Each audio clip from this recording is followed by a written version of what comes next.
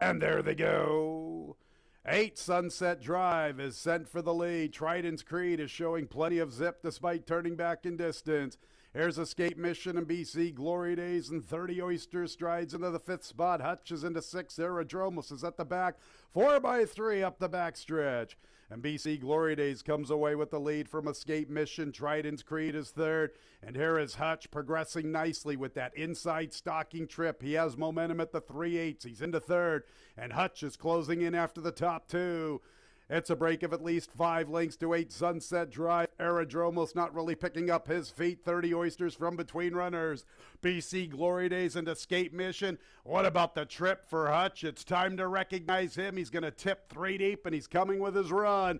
Hutch is closing in after the leaders. BC Glory Days and Escape Mission. Here's Hutch to the outside. Hutch is making his move and Hutch is trying to lug in, but he has come away with the lead. Escape Mission fights on. Hutch is going to win the opener. Hutch at 4-5. BC Glory Days 2nd, then Escape Mission. Maybe 30 Oysters for 4th. That's the 10-cent super, $15.85. Second race will begin the early pick 3. No changes. Second race is 20 minutes away at 12. And there they go. Under the Knife and New York Riesling begin very quickly, and Busting Credit's going to get that tracking trip. New York Riesling is the speed from the far outside. Under the Knife was not sent with that much aggressiveness. He's vying for 2nd with Busting Credit. They have more than 3 lengths on Captain of My Heart outside of Happy Bob, and it's about 6 to Dancing with Jake. At the back marker, 22 2/5 for New York Riesling, winging it on the front end, and Busting Credit and Under the Knife for chasing from 2nd and 3rd, and Captain of My Heart's trying to close in. He's 6 from his stablemate. Happy Bob's a good 8 lengths from the front, maybe even further than that midway through the turn, and Dancing with Jake's at the back. New York Riesling's had the race all to himself, works with a healthy lead, needs a 1/4 mile and looks pretty tough. Under the Knife and Busting Credit are 2nd and 3rd, and Captain of My Heart's 4th. New York Riesling with a big run to the 8th pole, still out there by 6. Under the Knife is 2nd, Happy Bob 3rd, making a move for 2nd. Nobody stepped up to New York Riesling. He's a gate-to-wire winner. From Happy Bob, Under the Knife, and Captain of My Heart. Second race is official, 6-2-1-5, the double, 1-6, $35.60. That's the early double. 6-2 exact at $22.80. 6-2-1 trifecta, $19.80. We're ready for the pick 6. And there they go. Good start for Thundering March. Bumble Monster is there. Here's Iron Horizon showing his speed, and Gonna Be Dancing wants to go along the inside. Iron Horizon, Gonna Be Dancing, and Bumble Monster. In the 4th spot races, 1 for my brother, and he's getting a nice trip, although he appears to be climbing just a bit, going to maneuver to the far outside. Break of 4 lengths to Thundering March, MCRR, and Up for Adventure, turning back in distance, now hitting his best stride at the 3/8, 23 seconds for that opening quarter. And Iron Horizon is the quickest of the quick. And chasing him from the outside is Bumble Monster. And 1 for my brother comes with his run. Along the inside is Gonna Be Dancing, and Thundering March is really picking up his stride. Here's Thundering March with a lot of momentum in the 2 path, and he gets a big crease to cut through, and here comes Thundering March. Thundering March is rolling along the inside. He and Bumble Monster get to the front together. Thundering March with an inside trip. Bumble Monster with an outside trip. It's Thundering March. It's another one for trainer John Buckley. Louis Perez and Thundering March in the pick 6 opener.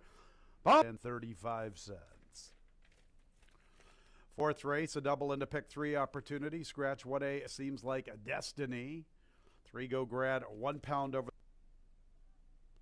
And there they go. Stewie comes away in last. It's a good start for Profitability.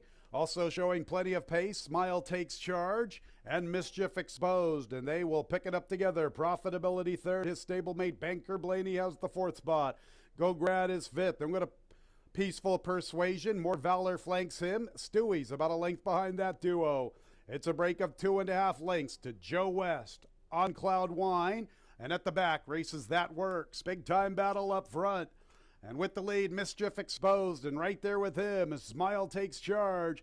It's a break of 5 lengths to Banker Blaney, who's isolated in 3rd. 3.5 back to Go Grad. Boy, profitability's going backwards, and Stewie's now trying to pick up his best stride outside of profitability. In the meantime, it's Smile Takes Charge. Smile Takes Charge has the lead at the 3/16. Mischief Exposed comes back at him. Going to tip to the two-path, trying to re-rally. Smile Takes Charge with the advantage. In second is Mischief Exposed. Stewie, Go Grad, Joe West. Profitability re-rallying only for second. It's Smile Takes Charge. Smile Takes Charge wins by more than 4. What happened to profitability through the and race 4 is official. 5-10-2-3, 5-10-2-3, top 4 finishers. It's a big double, 7-5, $218.50. And there they go. And it's a good start for all 7. Riley B is showing some pace. Here's Pot of Gold, the favorite, asserting his authority immediately out of the gate. Stormity is there. They're going to try to slow it down up front. From the rail comes Lookin' Grand with No Name as the 5th spot. Then She Speaks Well. Reunion Tour, a late runner, is the last of all. And Pot of Gold has a narrow lead from long shot Riley B. Lookin' Grand from the rail with No Name from between runners. Stormity setting up shop 3 wide. He's with the Green Silks. Reunion Tour and She Speaks Well are a little more than 4 lengths from the front. And Pot of Gold has the lead in long shot. Riley B is his pace partner. It's better than 2 lengths to With No Name, Lookin' Grand, and Stormity with his 3 wide run. 2.5 the Reunion Tour, and She Speaks Well is the last of 7, and it's 24 1/5. And Riley B has his nose in front, but Pot of Gold's right back at him, and Pot of Gold reclaims the lead. Riley B is second. Stormity in the clear, deciding to cover more ground than others. He gets a clear path to the leader line, and he's only 2 lengths off the lead. With No Name is in the 4th spot, then Lookin' Grand. Reunion Tour inches a little closer. He's getting within 5, heading into the far turn run. She Speaks Well's at the back, 49 1 for the half, and 114 4/5, and it's a good flow for Pot of Gold. Getting away from Riley B, and Pot of Gold's the one to beat midway through the turn. With No Name makes a move for second. Stormity's coming under pressure, not really responding. Reunion Tour is 8 or 9 lengths from the front, and the front belongs to Pot of Gold, and he's just too good on this class drop. Pot of Gold in complete command. With No Name is second. Here's Reunion Tour making his move for that spot. She Speaks Well from the rail in a tight spot. And farther out is Stormity. The real race is for second because the winner's in no doubt, and it's Pot of Gold at 1-2. All aboard Pot of Gold to kickstart your Monday Pick 5. With No Name was second. 5 is official. 3-2-4-5. The double 5-3, $54.50. A 3-2 exact to $16.60. 3-2-4 trifecta, $19.50. And there they go. Awkward beginning. Miss Pab, Isabel Loves Gold, and Capital Gal begin the best, and the New Miami's running with the pace. Here's Joey Big Nose striding into 4th. Ice Love has the 5th spot. Then Stay Home Mama and Miss Pab, after the awkward start, is the last of all. And Capital Gal's wasting no time getting to the lead, establishing the pace almost 3 lengths to Isabel Loves Gold. The New Miami's in the 3rd position. Ice Love is 4th against the rail, a little less than 5 lengths off the lead. Flanked by Joey Big Nose, nearly 6 lengths to Miss Pab outside of Stay Home Mama. 24 1/5, an easy lead for the favorite Capital Gal. She's actually the second choice now. Capital Gal making the pace pretty easily from the heavy favorite Isabel Loves Gold. 4 lengths separates the top 2 in the wagering. 2.5 for 3 to the New Miami. Ice Love from the inside. About 3 lengths to Joey Big Nose. Similar margin. Miss Pab and Stay Home Mama. 48 2, an even flow for Capital Gal. Here comes Isabel Loves Gold picking up her stride. The New Miami's 3rd, and she's trying to progress. She's 5 lengths off the lead. Ice Love's a little even paced. And then go to Miss Pab. Joey Big Nose, nothing yet from Stay Home Mama. Capital Gal and Isabel Loves Gold. Looks like these are the 2 at the quarter pole. Isabel Loves Gold with momentum to tackle Capital Gal. Capital Gal and Isabel Loves Gold. The New Miami 3rd, Ice Love from the rail. Isabel Loves Gold has the lead past the 8th pole. Capital Gal still with some fight. Isabel Loves Gold, Capital Gal, Isabel Loves Gold in front. Caberco and Isabel Loves Gold win by more than a length. Capital Gal was second. Ice Love checked in 3rd. And 4th finishers, the double 3-2, $5.90. 2-3 exacta, $6.80. 2-3-1 trifecta, $3.25. 10-cent super.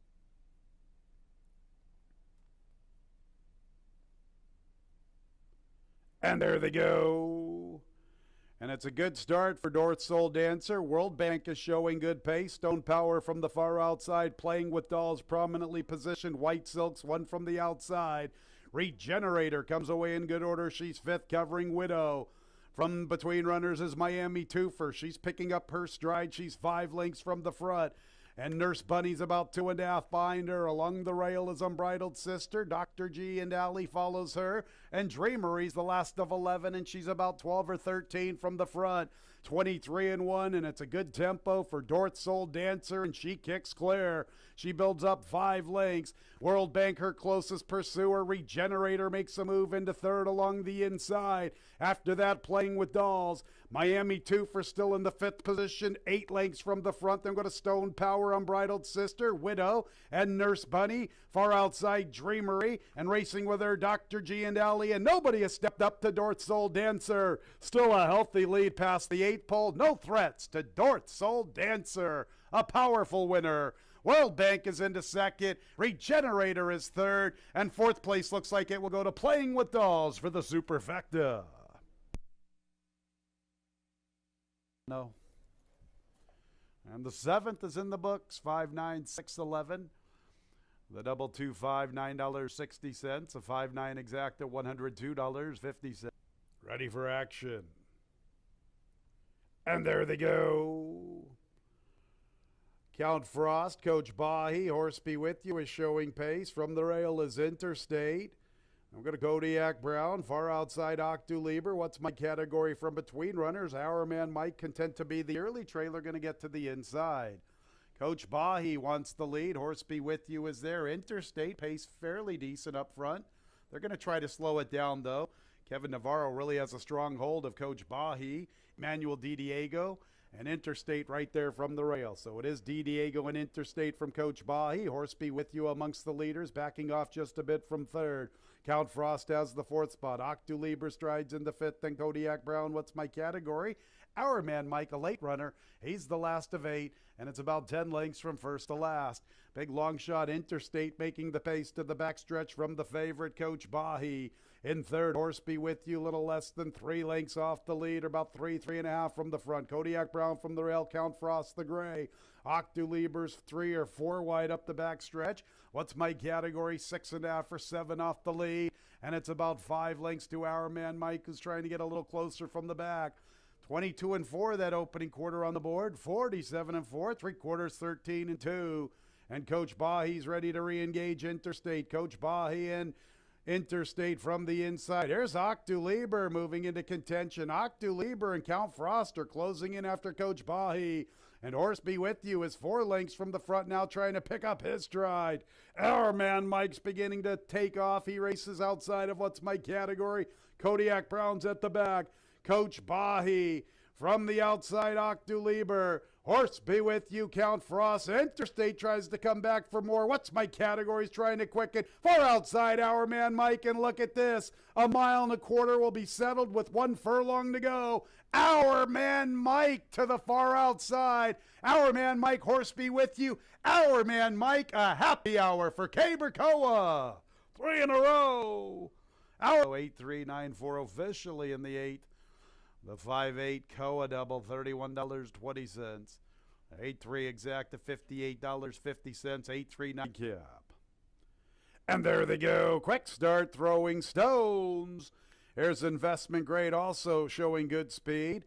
In third races, Let's Maga with Bayou Melody getting that stocking trip. Treat Her Like a Star inside of Kateri Empire. La Lima runs with them.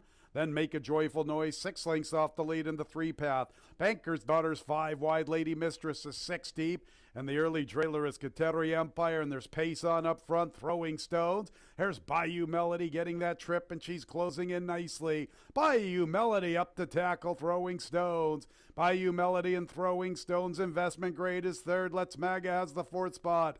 Make a Joyful Noise continues with her run, 6 to fine. Treat Her Like a Star with an inside trip in the two-path. Banker's Daughter stuck out there in no man's land. Kateri Empire's trying to quick it in. She covers Cat Glasses. Kathy still got to get the Throwing Stones. Throwing Stones is full of herself this afternoon, running a big one. Bayou Melody's going to test her all the way to the wire. Throwing Stones and Bayou Melody. Throwing Stones. Our leading trainer, Paul Barrow, he and Jeremiah Flores with doubles on the 8-11 late double.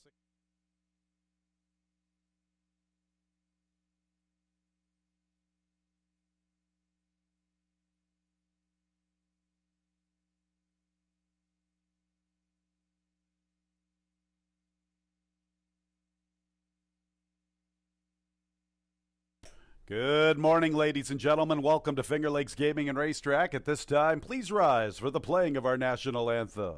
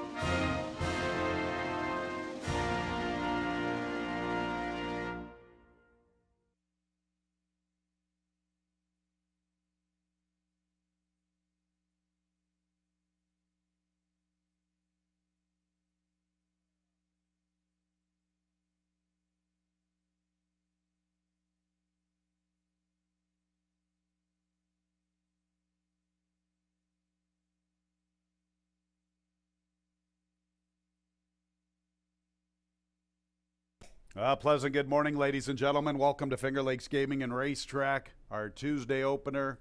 Coming up at about 12:15. That gives us about 41 minutes, a little more than 41 minutes until the opener. 9 races. A little bit of inclement weather has arrived. It's very chilly this afternoon. Right now we are fast, expecting a change in the track condition. Let's just go with fast for right now, and here we are with the changes. In the opener, nothing to report. Race 1 is clear of change. The opener starts the early double and the early pick 4. Our second race, a couple of scratches. 1 Big Elm, part of the entry, and 2 Storm the Empire. 1 Big Elm, part of the entry, 2 Storm the Empire. They have both been scratched from the second race, which will commence the early pick 3.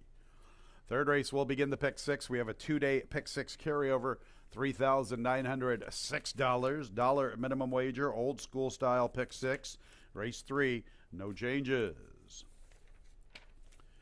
Fourth race, a double into pick 3. It is also clear of change. No changes, races 3 and 4. Let's go to the 5th. The pick 5 starts on the 5th with this 9-race card. In the 5th, scratch 4, Derby Child. For Derby Child, scratched from race 5. 1 Ellis Speed, 4 pounds over the weight. Late pick 4 gets underway in race 6. Number 2, Uncle Milty, 1 pound over. Seventh race will begin the late pick 3. Scratch number 4 with lasting speed. On to the seventh race, scratching 4 with lasting speed.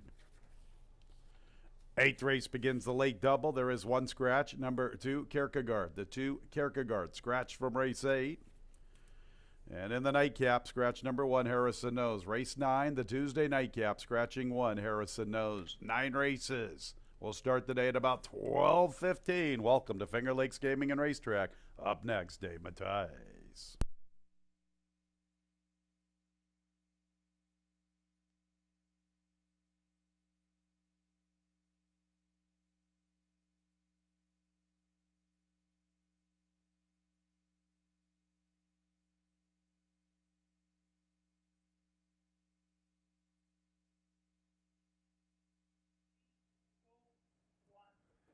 Coming up on the final 2 days here at Finger Lakes Gaming and Racetrack.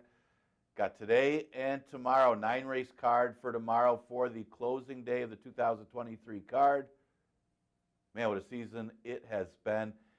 And we got one of the closest jockey races that I can remember for a long time, probably since I've been here, as it's coming down to the wire between Emmanuel Di Diego, Kiberkoa, even Louis Perez lost a little ground, but he's not completely out of it either. But one length between Di Diego and Koa, as Koa had a big day yesterday with 3 victories on the card. I think Di Diego had 1. Only 2 days left. 1 separates them, and that's pretty close. When you think of how long the season is, to be coming down to the wire between 2 jockeys. Should be a lot of fun these last 2 days. It does look like Paul Barrow's pulling away a little bit from Chris Engelhardt to win his first career trainer title. Engelhardt, man, he's had a record 20 titles. I think he's won the last 5. His son won it the previous 2 years. But you got to go back, what was it, like early 2000s, since somebody other than an Engelhardt won the trainer title. So going to be different this year, it looks like, because he's got a 5-length lead with 2 days to go. But, you know, looking at the trainer standings, how about Linda Dixon in the top 10 of the trainer standings this year? That's the new face there. Congratulations to her. And Hector Alejandro on a very successful season. Yeah, 12:15 will be the first post tomorrow. Make sure you join us for that last card. Remember, if there's any kind of pick 5 or pick 6 carryover, has to be paid out, mandatory payouts on the final day of the meet. Yeah, it says fast right now, but looking outside, I mean, I'm kind of isolated here, but I got a little bit of a window over here. It is coming down kind of a mixed right now of rain and possibly turn into snow today. So expect the track probably going to be off, at least maybe by the second race. I don't know. Right now they got it listed as fast. It is currently sealed. But expect a wet racetrack today. First race, a 5,000 open claimer, goes the distance of 5.5. Haven't had a lot of these in this condition, but we've had get the multiple winners through the 5,000 conditions. Yeah, I'm going to lean towards Devious Mo. I mean, it's kind of a rematch of Devious Mo and Conformist. They met on an off track back in June. Of course, that's quite some time ago. And it was Devious Mo who got the better, just barely got the better, of Conformist that day. Well, Conformist, man, the horse is coming off a little bit of a layoff. I guess you call it a freshening. All depends if you want to put a positive or negative spin on it. Only 1 start since July. Devious Mo, a little bit of a layoff over a month, but does have a bullet work since that last race. The last 2 starts for 5,000 for Devious Mo were victories. I guess he did end up getting disqualified for that win back in June, so he's looking for vengeance now to try to turn the table on Conformist. But that is if Conformist runs his race. Conformist does look like the speed of the race, but like that race back in June, Devious Mo should be right up there with him. I got these 2 again in a rematch of that race way back over the summer. Obviously different circumstances today, but there will be moisture in the racetrack. You know, Bustin Pietre just dropped and popped last time, and you got to wonder maybe he didn't even run his best race as he was off a layoff since July. Good enough to beat that $5,000 field. Obviously, moving to an open 5, you're going to get a much tougher group, but this horse has faced tougher. And again, might be even sharper for this race as he's probably more of a stalking trip today. And then An interesting one is the two Digital Future. Of course, give an extra plus to Sam A now that we're going to have an off track. Probably I would have put Sam A in there if I handicap initially for an off track, but Digital Future last time was a heavy favorite. May have gotten beat by the off track in first race in a couple of months. I would expect the horse to be sharper today. Was a real disappointment as a heavy favorite. I could see that horse running better today. Depends on how wet this racetrack gets for the first race. So I'm going to go with a 4, 5, 3, and 2 in the first. All right, it's tricky second race. I mean, you got to scratch the two main contenders. That's why it's tricky. Scratch the one Big Elm, who you had to think was just crying out for more distance, and also scratch the two Storm the Empire, who was probably the speed of the race. So now you scratch two of the main contenders out of this race, opening it up a little bit.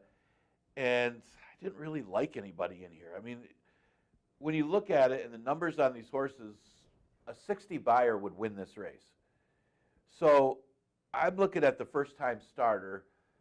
This is something that I never do, is take a first-time starter going a route. But as the old adage says, doesn't have to be much against these horses. Yeah, this is the second foal out of the dam. The first foal was Civil Service, who certainly can go long or short, just doesn't want to win either way lately. I don't know what's going on with Civil Service. His last race wasn't good, but overall, he's a nice horse. Creative Cause could go long or short, was third in the Preakness. So you got that breeding that's okay going long, but you got a really good stretch-out trainer. The Dam is a half to Bamey. Remember that one that ran here was really good, and Princess Violet. Both won routing. Again, probably a little more sprint than long, but the route is there for lifetime guarantee. And when you scratch Big Elm, the other thing was, this is a part of entry scratch. They're both Barry Schwartz, and the one was, as mentioned, wasn't a vet scratch, was a part of entry scratch. It's usually a positive sign for the other half of the entry that they think they can win with that one. And you know what? I think they can. I mean, who can you like in here? Probably Ali Can Dance would be the most logical of the horses that have run. I mean, Hanini stepped up in class, showed speed, and ended up fading, and that just shows. A horse that ran for 5,000 ran third against these horses. So more positive for lifetime guarantee, who debuts with Lasix, and again, doesn't need to be much as you scratch the two main contenders in the race. Ali Can Dance, what can you say? He's had chances, but at least he's proven going long that he can be very competitive against a little bit better horses, and now those other horses move on, and he's left with the also-rans, I guess you could say. So, and the last race on and off track wasn't bad. Mad Magic was like a 1-9 shot in there. Almost had to win that race just on the fact that there wasn't much in there.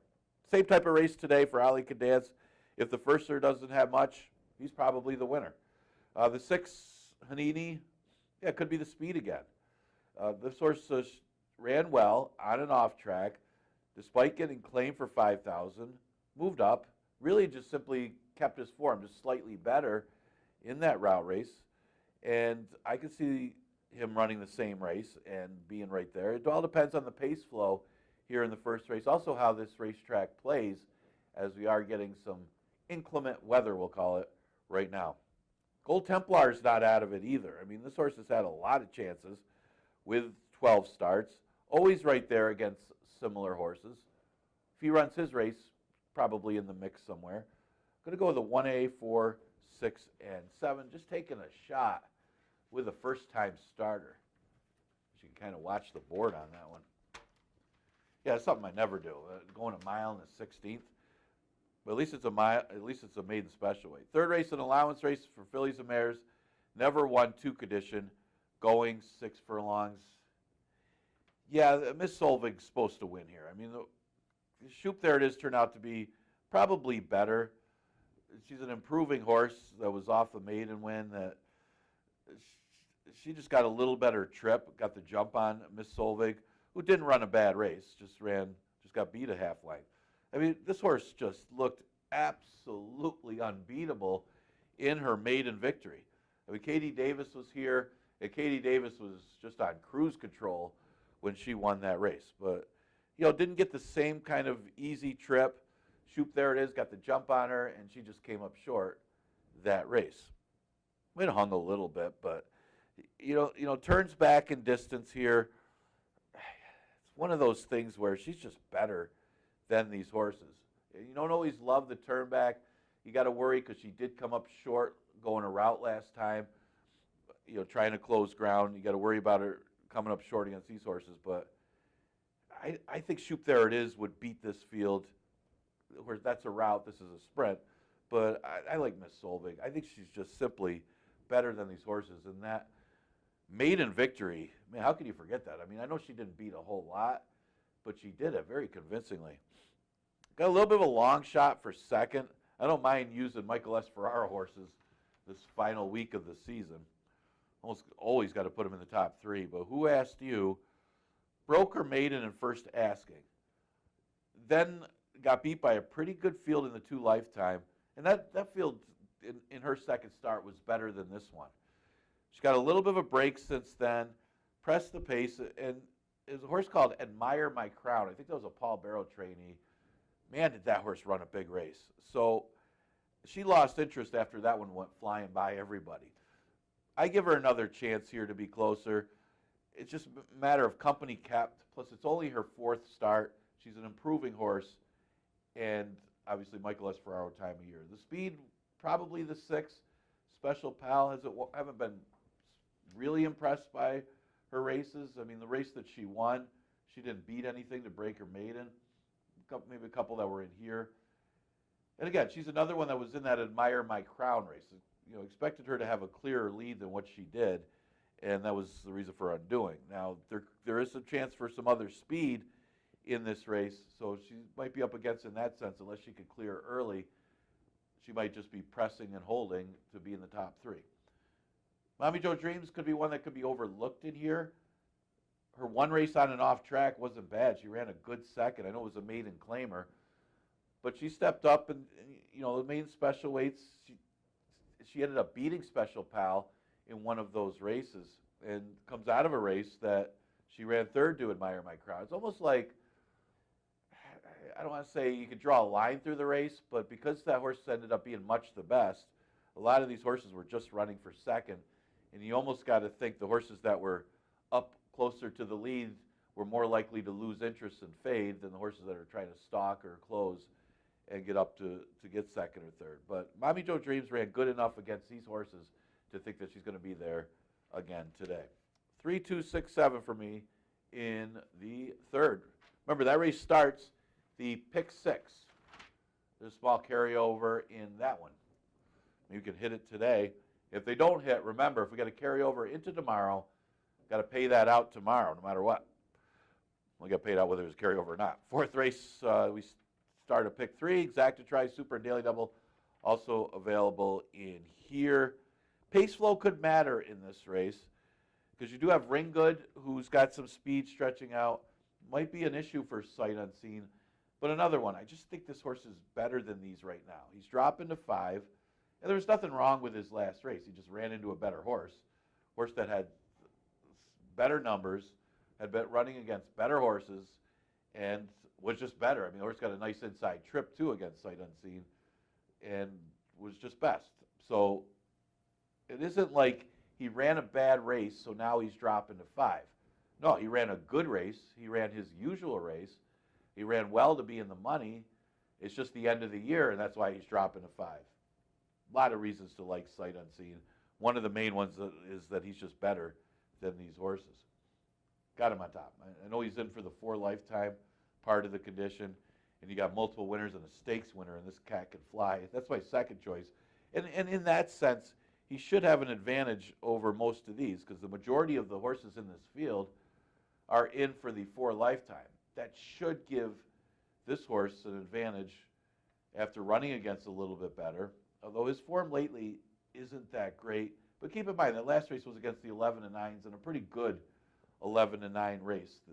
So he would be no surprise if this cat could fly stepped up and won. Remember, he won that stakes race, and now he's in for 5. So you got to consider him, especially if this pace does take its toll. I mean, Ring Good probably going to be out there with sight unseen, you would think. I mean, Masetta, I'm unsure about what the tactics will be with that one. He doesn't have to go to the lead. He could sit just off. He may even get a trip. And that's my third choice because I think maybe he does get a trip, sitting right behind Ring Good and sight unseen. And one of the problems that he had last time is Maddie's Express was just gone. Went slow fractions, clear, and just gone. And everybody else was just running for second. So you could say he was the best of the rest that day. And he was running against allowance horses before dropping to 5. Now, the Murph has been heating up lately. His horses are all running good. So this is another one you got to consider in race number 4. You'd want a little better price, though, than 5-2. I mentioned the 4, Ring Good. All depends on how fast they go early. He's been overmatched in the 1 state bred. I mean, he basically is a 5,000 claimer, but he's a good 5,000 claimer. If he would have stayed at this level earlier in the year, might have already won, but he's right there against the 5s the last few. I know that last race was a little bit easier, even though it was a sprint. That was a trainer condition. It had nothing to do with a horse condition as far as wins or when you won last. That was more of the trainers that haven't won 2 races for the meet. So that's why Ring Good was entered in there. And actually ran okay, considering it was a sprint. That's not really his distance. He wants the route. And last time he went long, he ran 4th, ran okay against similar competition. So we're going to go with a 6-5, 2-4 in the 4th. Now it gets a little tougher. I mean, this race is for 2-year-olds. It's a maiden race going to mile 70. I think I spent the most time trying to figure out which horse I wanted to put on top in this race. So always want to look at it. You put the horse that you think has got the best chance to win, maybe by trip, maybe by breeding. These 2-year-olds are tough when they go long. And I landed on, I'm going to lean towards Ellis Speed. I mean, I don't love anybody in here, especially with no excuse in the last race for Ellis Speed. But it was her first time going long and only her 3rd career start.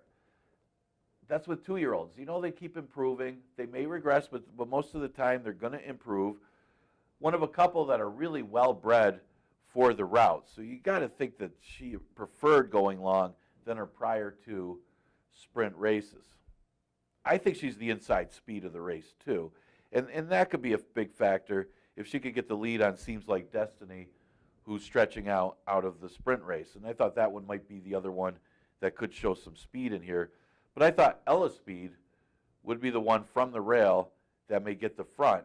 And that could be a big advantage here against horses that are kind of suspect as far as how good they are in the route. And the other thing is, what I like with 2-year-olds, especially here at Finger Lakes, probably not true all across the country, but here at Finger Lakes, when we run our 2-year-old route races, at least historically, most of the winners have been horses that have had route experience in these races. Now horses stretching out for the first time. That's just, historically, that is a fact here at Finger Lakes. Not all the time. We've had a few that have one stretching out, but in majority of cases, we have had the 2-year-olds that won with route experience. With that said, you really can't discount King Cali, who isn't that strongly bred for the distance, but does have some okay breeding for the distance. One thing you say, the horse has got really good breeding overall. And you look at it, the dam's a full to 2 stakes winners. A couple of them are, they're stakes placed in routes. Stalwart Member, though, more of a sprinter. That was one of the stakes winners. The other one, Mount Intrepid, was stakes placed in the route. But that means a lot. I mean, even though it's not strong route breeding, it's such good breeding with okay route breeding that you got to consider against these fellow, mostly New York breds in this race. So I'm going to go with King Cali, just with a better breeding for second. And his only start was in New York, and he didn't run that badly at all. And I tell you what, the off track shouldn't be that bad either with this horse. Okay, the 6, How You Doing? Yeah, this is probably the best spread for the route in the field. And it showed. The stretch out was an improved effort for How You Doing. It may have been a case of follow the leader with Strawberry Quick in there, but still ran well. The horse that was second was really good, Cable Ready. I believe that one came back to win the stakes race. So that's how good a race how you do it comes at him. Not that the stakes race is more like a 2 lifetime, but at least it makes the race look better than how you do it comes out. And he's only making his 3rd start. Might get an off track again today for the 5th. Probably gets an off track again for the 5th. And got a big chance in here on breeding and the last race. Again, you can kind of put a positive and a negative for that race. It was a slow pace. He kind of followed the leader. But the horse that was second turned out to be a good one.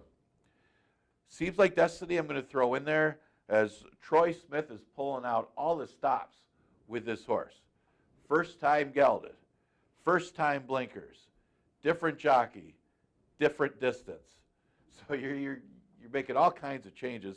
Maybe it'll work out. He's another one, not strongly bred. You got Bustin' Stone's dam in there.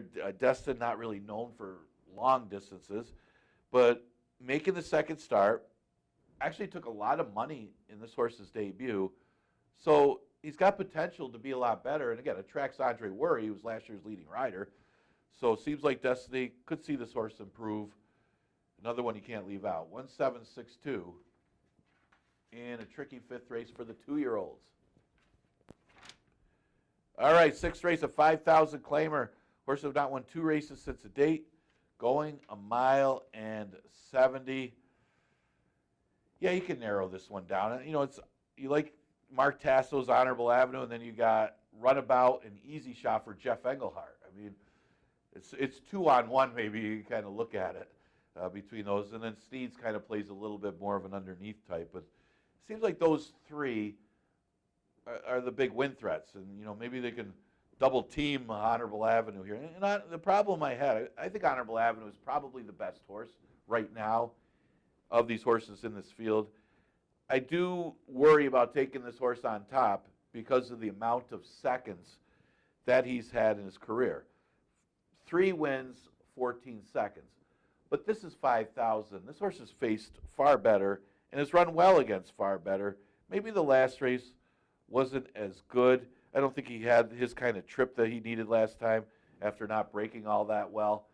And that's the big thing. He's a horse that needs to be involved early in the race. And when he didn't break well, maybe race over for Honorable Avenue. In his previous start, he's running 3rd to Leo and Royal, who just ran 3rd in New York the other day. You got Horse Be With You, who's a good one, who would beat this field. CJ's Grand Slam in the sprints, where it was red hot earlier in the year. So I would think dropping in here to face these beaten 5,000s, Honorable Avenue should simply be better than these. Maybe he makes it interesting late and finishes 2nd. Hard to see him worse than 2nd against these. I think Runabout, although I do like both Jeff Engelhart horses, I thought Runabout may be the stronger of the 2. They both come out of the Maddie's Express race, where that horse just mentioned was just gone on the front end. Went slow fractions. Runabout kind of stalked early and then gave futile chase. He stopped following the leader because he ended up chasing, and that's why the horse faded. Easy Shot couldn't make up any ground on that horse either, as Maddie's Express just completely destroyed that field. But the previous start for Runabout was a dominant victory for the 5,000 once since the date. Same thing you could say for Easy Shot. Comes out of that race, but his previous start was a dominant victory against an easier $5,000 field. They both got similar form, at least recently, that I like of 2nd and 3rd, and either one could win this race if Honorable Avenue decides, well, I want to be 2nd today. Another one that his running style kind of helps him get in the number a lot is Trivista. He's a horse that's really at the mercy of the pace. So if Honorable Avenue gets out there and gets pressed into defeat by either Steeds or Blood Moon, I just think Honorable Avenue is just going right to the front and he's going to win. But Trivista could be one to close. He's another one with more seconds than victories, and that's probably more because of his running style than anything else, because he is such a deep closer. But if this pace does come back, look for Trivista to be picking up some pieces. He doesn't mind an off track. 4153. All right, 7th race, scratch the 4, Wit Lasting Speed. Yeah, there's a couple interesting ones in here. Happy Smile. What about the breeding on Happy Smile? That one's off a year layoff. Like, where you been? Got nice works for the return. And then you got Keep It Sexy, who's running in $40,000 open, but running in route races on the turf. those, it's funny, those are the two I like, but just because of the lack of competition here. But Keep It Sexy, yeah, might be still good enough on the dirt to beat these. At least it's more off-track dirt that this horse got better breeding for than fast dirt track. Even though he's better bred for the turf, and it shows he's better on the turf. Cost $40,000 a Wheeling. I think they claimed the horse, wanting to put him on the turf, and you notice her races are better on the turf. Again, not a lot of experience on the dirt or off dirt. The Dam was a stakes winner. Of course, ironically, the Dam was a stakes winner going a sprint on the dirt. So there's some reason to like Keep It Sexy, get Finger Lakes for the first time. At least she's got recent races. Happy Smile, obviously the best bred horse in the race. She's off since December. It's got some nice works for her second career Smile out of Serenity Smile, if that's familiar to you. Yeah, she's put out a lot of good ones. So we've seen a few at Finger Lakes. I think it was Johannesburg Smile, I think ran third in the New York Derby. But you got Tisnow Smile, Bluegrass Smile, Atlantic Smile, Joey Big Nose Smile, and all those smiles. But this one saddled by Charlie Baker in the first race back in December of last year. Could just be the one. I mean, you look at the works, it's almost like betting a first-time starter that's well-bred. Why not? Happy Smile. Can't blame me for using them. And those are the two I liked in here. Scherzer, of the ones that ran, she's got her a couple races over the track. She has been unable to make the lead. I think her best chance is if she can make the lead in here. And if Happy Smile and Keep It Sexy get in here and don't show much speed, maybe Scherzer, who's been stuck chasing and pressing, could get the lead, and that would help her cause. I use the three, the first-time starter, Dale Avenue, for the breeds. Obviously, Dean Avenue, if that's familiar, he's had a couple good ones for the breed. So I'm going to go with the 8653 in race number 7. All right, 8th race, scratch the 2. Kierkegaard running out of time. I'll use the 7368. I like Beach Boys Al's, how dominant he was when he ran for 11 and 9. I know it was an easy field, but he dominated that field. Then stepped up to the 1 state bred last time. Wasn't that quick at the start. And then what are you going to do? Jack and Bernie was in there. They're all draw a line through everybody's last race out of that one because they were all running for second or third, and whoever was decided they were going to run for second or third was going to be there. That's why I think Devious Banker's a little dressed up here. The 3-horse Avoca's Boys, a new face.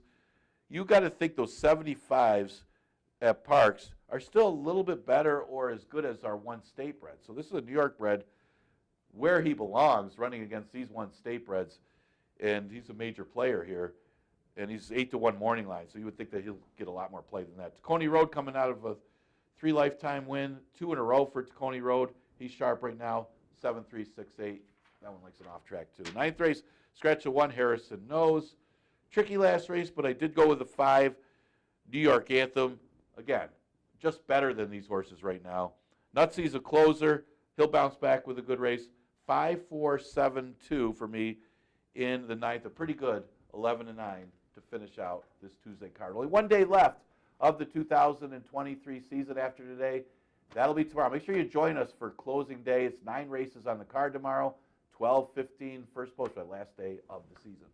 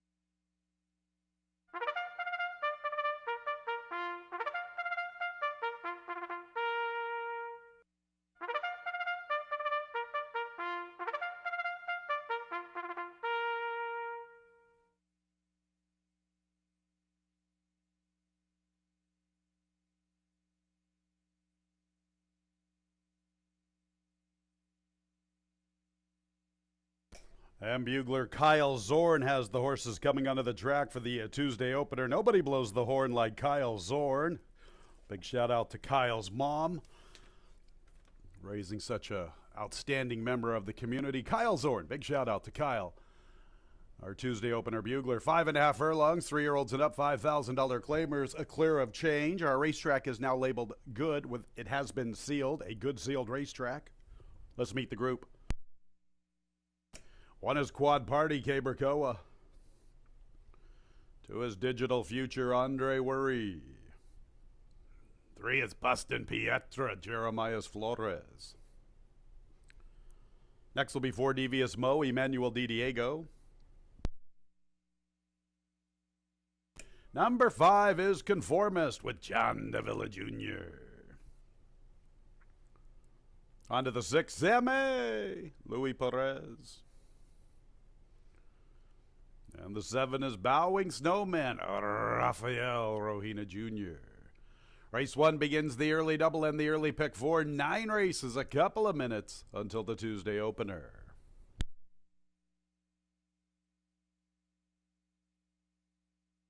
Track announcer Tony Kalo up here in the booth. Let's talk about this Tuesday card. We've decided to go with a good racetrack that is sealed. We're having some wet weather. It is awfully chilly. Boy, yesterday was a heck of a lot better than today. That sun was out.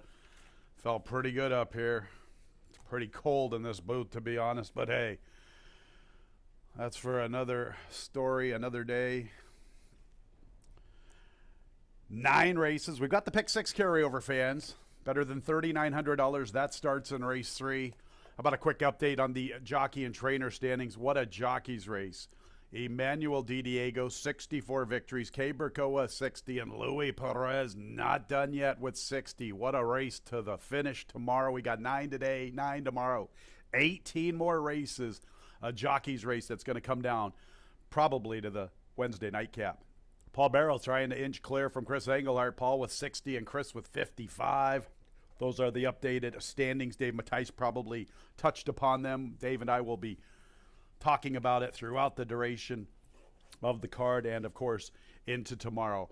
Our Tuesday opener, I like the 5 Conformist. I'm going to make him my top pick. Saw some good things from him earlier this season. Recently had the lead at the 8th pole to Fiery Heart.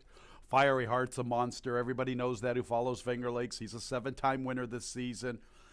Windy Lee Farm, John Buckley, Kevin Navarro. Fiery Heart, just an absolute monster. Conformist did not disgrace himself. In fact, his last 2 races have been against Fiery Heart. Let's chuck Fiery Heart out of the company lines, and Conformist is right there. He was an odds-on favorite to Devious Mo when he finished 2nd, but he got the purse money on the 14th of June. I like Conformist. He's very capable on a wet racetrack, and a 2-1, a fair enough price. I think he's a good, solid fit at this level. I guess the one question mark could be the length of absence. He's been away for nearly 3 months, but at least he has some steady Eddie works on the tab. 5 Conformist is the only horse here. Well, he's the horse that I like in the Tuesday opener. All right, some other ones to think about. The 3 Bustin' Pietra. Boy, he's when he's good, he's good. And when he's not that good, he's not that good. He's had a couple of races this season where he's been absolutely scintillating. That race 4 back was just eye-catching. He put it all together recently on the 30th of October, and he's dangerous. I've got 5, 3, 4, 6. They're getting near the gate for this Tuesday card.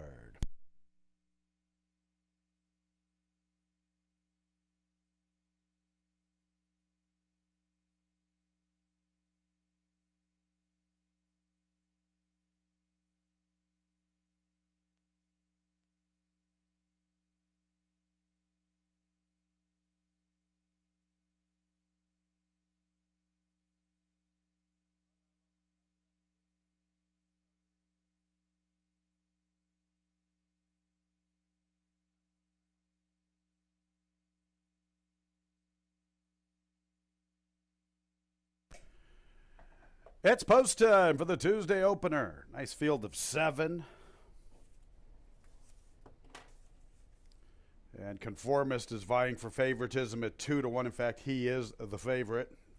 3 Bustin' Pietra is 3-1. The 2 Digital Future 7-2. And after that, 4 Devious Mo 9-2 in the wagering.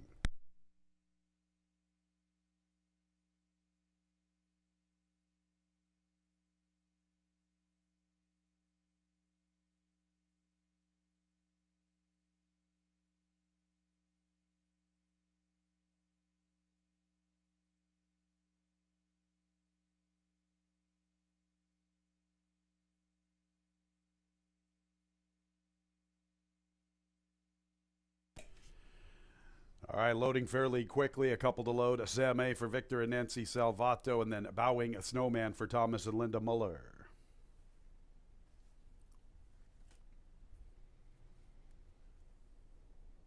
Just about ready for the opener.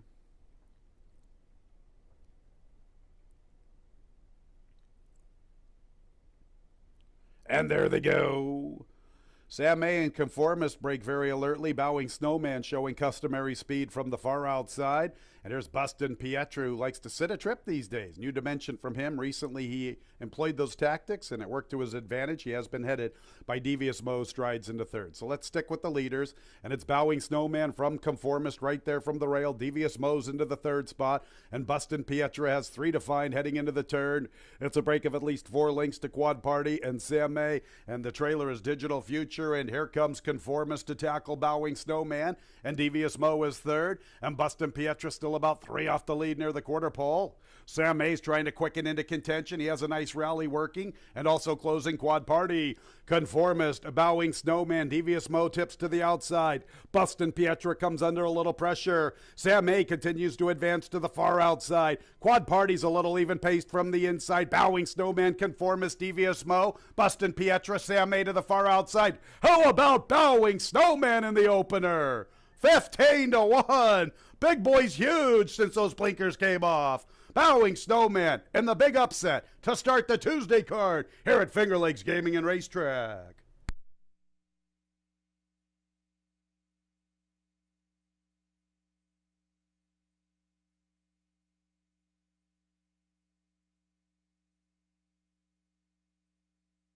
Bowing Snowman ran a huge race a couple of races ago when the blinkers came off. Didn't quite run up to that standards on the 6th of November. How about today's effort from this big guy?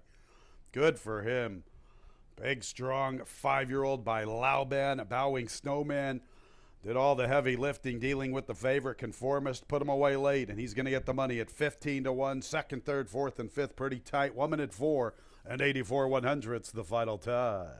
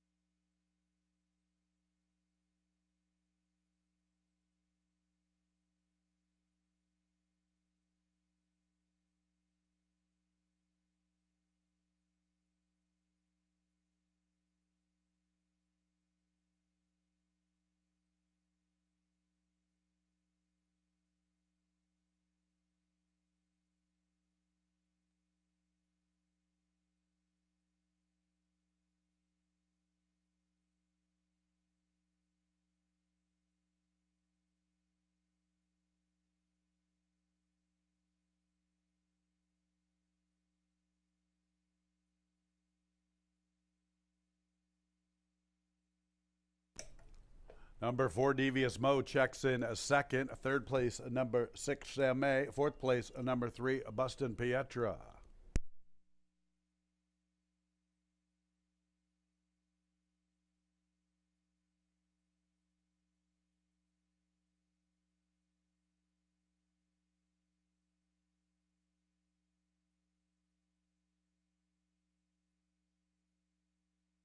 Bowing Snowman, his 6th career victory. He'll be making his winner circle appearance momentarily.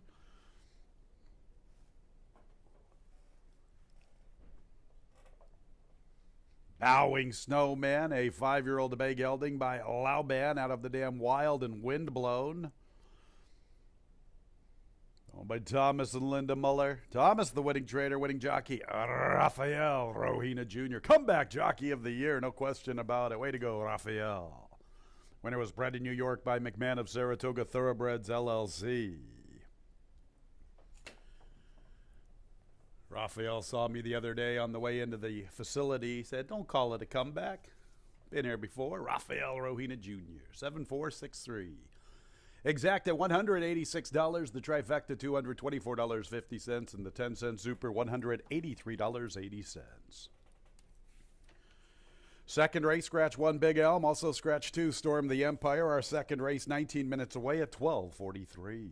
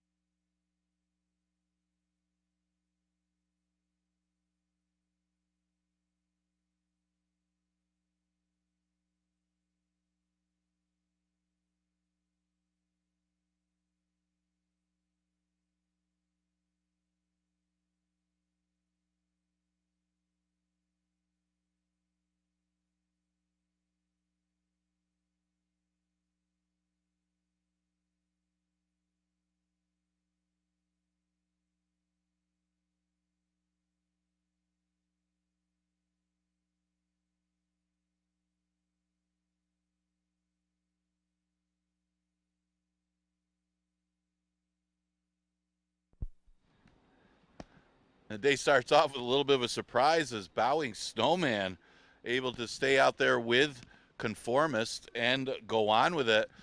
Actually pulled away for the victory under Raf Rohina. Got the victory for Tom and Linda Muller. Congratulations to them with Bowing Snowman.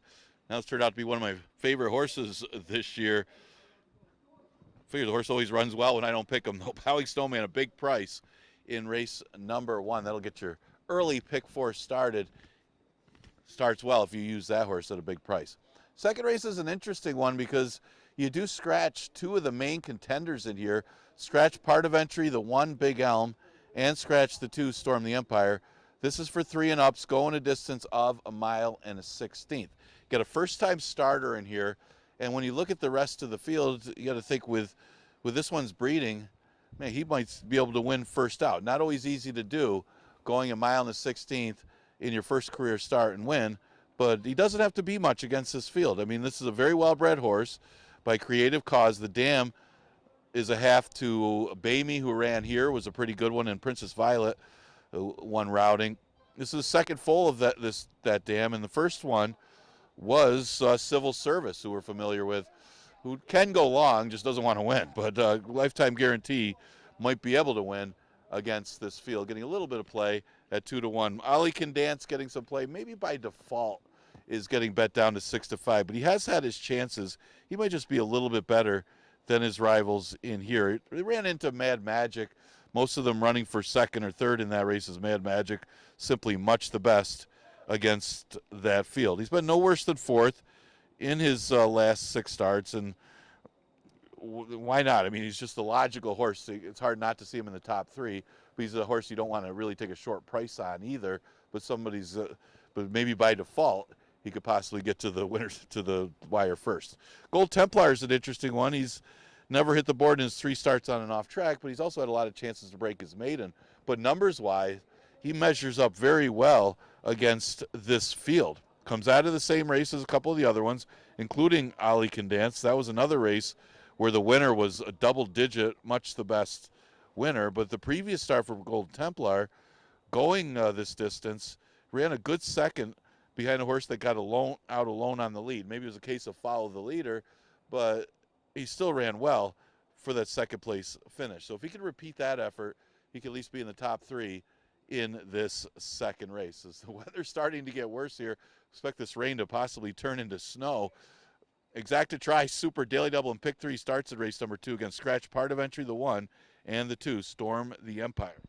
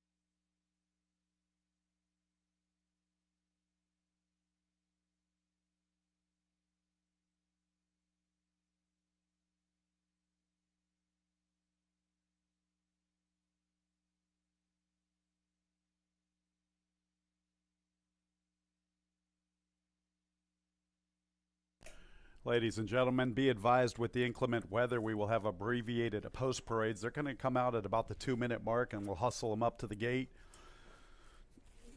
So, not a lot of drag time this afternoon, so make sure to get those wagers in a very timely manner. I think we're going to be coming out around the 2 minute mark and not going to waste too much time getting them to the starting gate.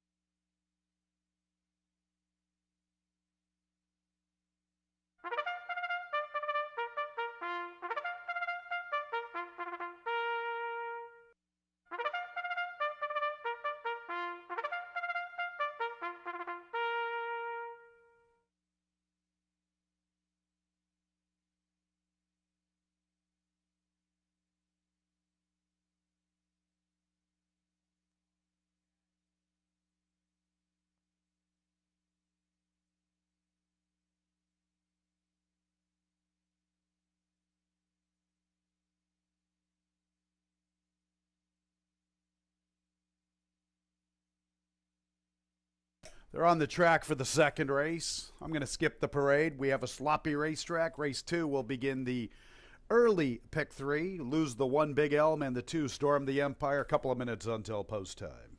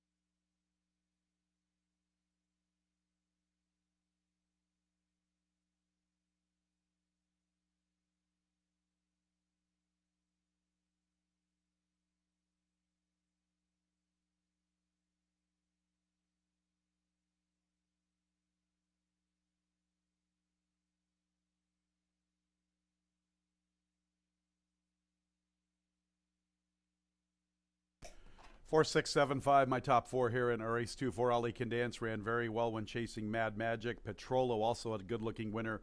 Two back, let's give Ali Can Dance a little bit of a look here.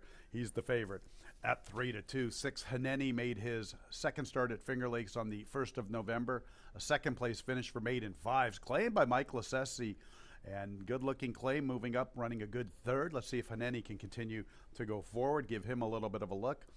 Also looked at the 7, Gold Templar, who's had some minor placings. Good chance to probably hit the board. And then number 5, Crow Patrick. Buckley and Kevin Navarro, always dangerous. 4675 in race 2.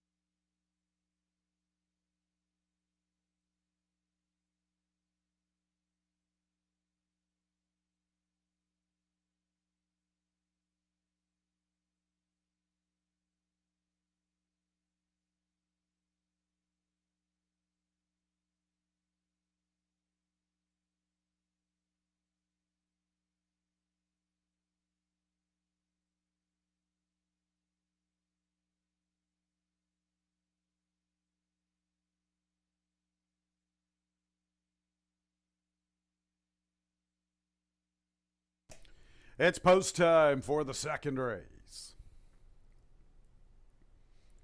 Ali Can Dance at 6-5. Lifetime guarantee, making his first start, well respected, 5-2.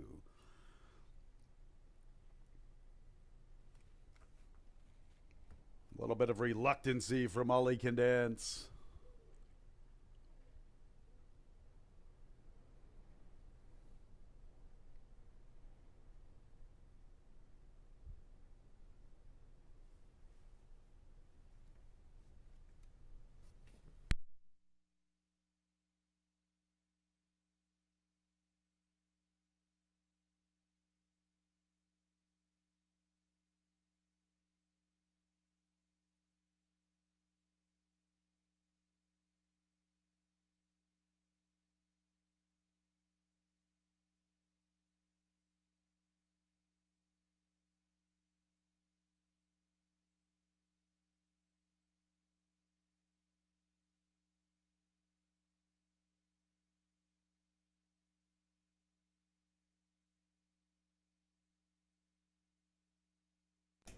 Ollie's finally in. His stablemate Crow Patrick.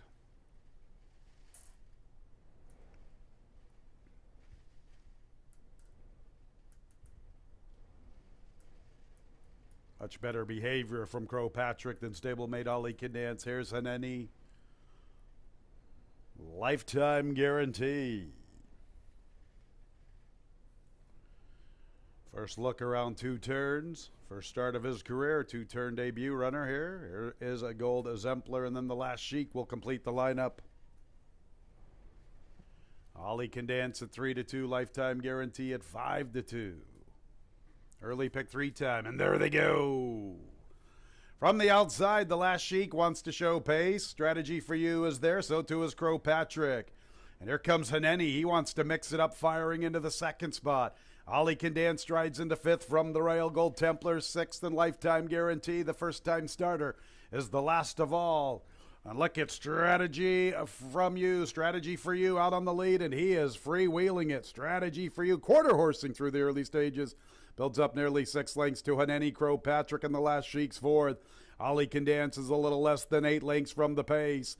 About 3.5 or so to Gold Templar, another 5 to lifetime guarantee. Sizzling up front, 23-1. Absolutely quarter horse. Strategy for You and Jose Baez. Haneni's in the second spot. The last Sheik third with Crow Patrick. Ali Can Dance from the rail, 6 off the lead. About 3.5 still to a Gold Templar. Now it's about 7 to Lifetime Guarantee. 47 and 4 Ambitious Tempo from Strategy for You. Here comes the last Sheik and Haneni. And Ollie Can Dance is beginning his bid outside of stablemate Crow Patrick. Gold Templar is 6 off the lead, and Lifetime Guarantee's getting closer. And he got a good pace to chase after. Here comes Lifetime Guarantee from that back marker. In the meantime, Haneni has come away with the lead. Ollie Can Dance is now in pursuit. And Lifetime Guarantee continues to roll to the far outside. It's Haneni and Ollie Can Dance. And Lifetime Guarantee continues with this big run to the far outside. Haneni's the one to step up to in the final furlong. Ollie Can Dance, Gold Templar, Lifetime Guarantee. Haneni's almost home. Gold Templar, Lifetime Guarantee to the far outside. Can Haneni hang on? Yes, he can. Haneni from Lifetime Guarantee, Gold Templar, and Ollie Can Dance.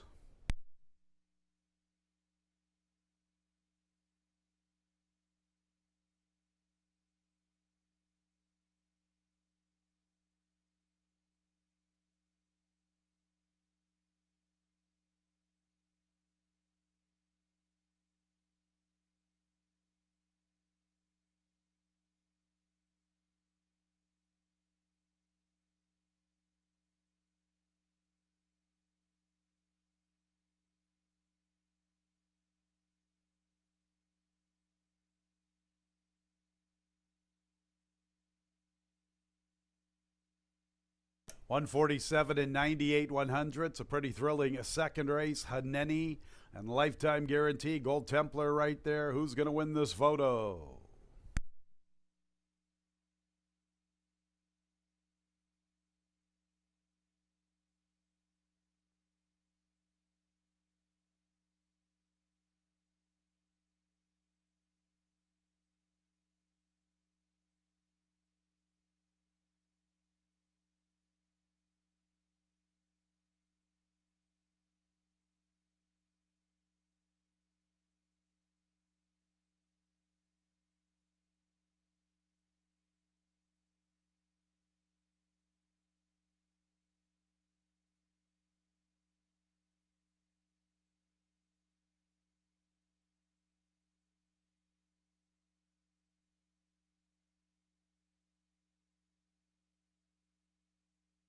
Six, Haneni is the unofficial winner. Second place, 1A Lifetime Guarantee. Third place, 7 Gold Templar. Fourth place, 4 Ollie Can Dance.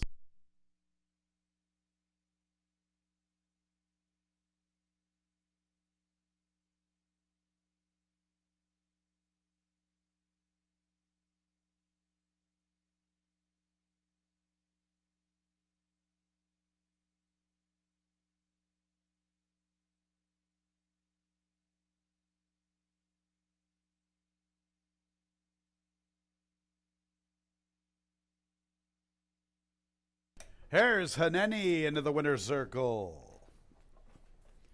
Haneni is a 3-year-old dark Bear brown gelding by Tiz Now out of the dam Joel's Last Laugh, owned by Raymond Zemko. Mike Lassesi, the winning trainer. Winning jockey, Koa right at D. Diego. They both got 64. A Kentucky bred by Robert Losey and Tiz Now Syndicate. And the second race is official, 6-1A 7-4. 7-6 early, double $234.50. A 6-1 exact at $25.40. 6-1-7 trifecta, $33.25. A 10-cent super, 6-1-7-4, $11.30. Third race will begin the pick six, a 2-day carryover, $3,906. No changes in the third. Let's go over changes in the sequence. Race 5, scratch the 4 Derby Child. Seventh race, scratch the 2 Bandaloo Queen. I'm not sure if I have announced this one. It was during Dave Mattice's show.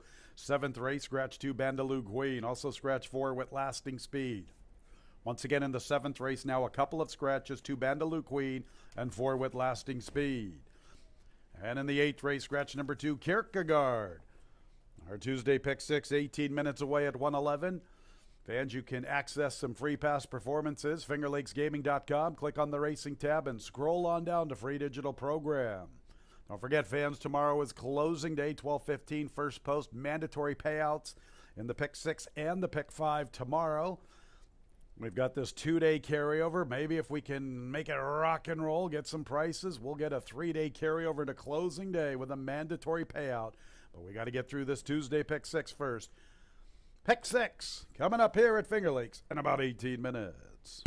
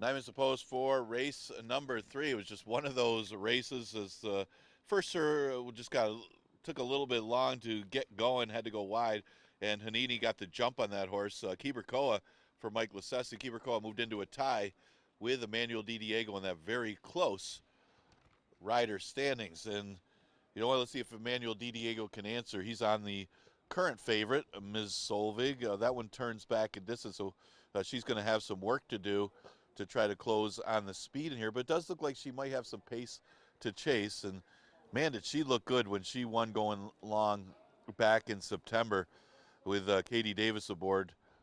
And she dominated that field by almost 20 lengths. You won't see one of the biggest margins this year. But she came back and she got upset by a Shoop. There it is in a route, and now she turns back and a little bit easier 2 lifetime allowance field. But you do have that big cutback that she's going to have some work to do, but she might be able to do it. She'll have some work to do late though. The 2 horses Who Asked You, a horse that does have some room to improve. She won first time out over a good racetrack. Not much tougher field or easier field than this one. Her first start against Winners wasn't bad, and then last time she got mixed up in the pace and kind of pressed and faded. So 4th career start, she's got some room to improve, and she could bounce back with a better effort in here. And the other thing is she goes back to 6 furlongs. When she ran her debut victory was at this 6 furlong distance. She's a big price at odds of 10-1. The 6 is Special Pal. She's another one with some early speed. Her best chance probably to get the lead in here, although she did win chasing down the pace against a much easier maiden special weight field. First time against Winners wasn't bad. She just ran into a good one in Admire My Crown. Of course, a few of them come out of that same race. But she has to go a little further today, 6 furlongs, so the key might be to get to the front end for Special Pal. The 7 is Mommy Joe Dreams, not badly beaten against these same type of horses. Comes out of the same race as Special Pal. As the pace backed up, she did kind of run evenly and hit the board. But she's run consistently well in these maiden conditions, and another one you just can't leave out of the top 3 or 4. But got a short price favorite now in Miss Solvig, deservedly so. It's just a matter of that shortening up in distance. Exacta Tri Super Daily Double Pick 3 and the $1 Pick 6 starts with this race. We have a jockey change in race 3. Number 7, Mommy Joe Dreams. New jockey, Jackie Davis. Jackie Davis, new jockey 7. Mommy Joe Dreams for this upcoming 3rd race.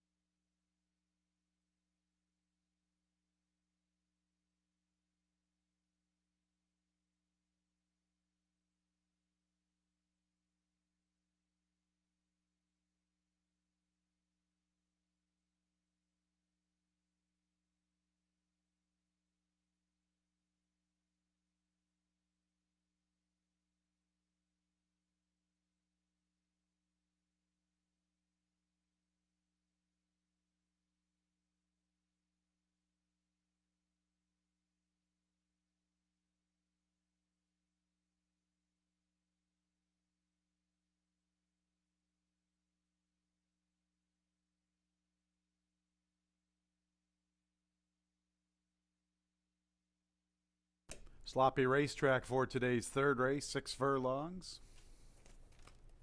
We went sloppy in the second, so sloppy still here in the third. 6 furlongs, allowance conditions, fillies and mares, 3-year-olds and up, now winners of 2 races.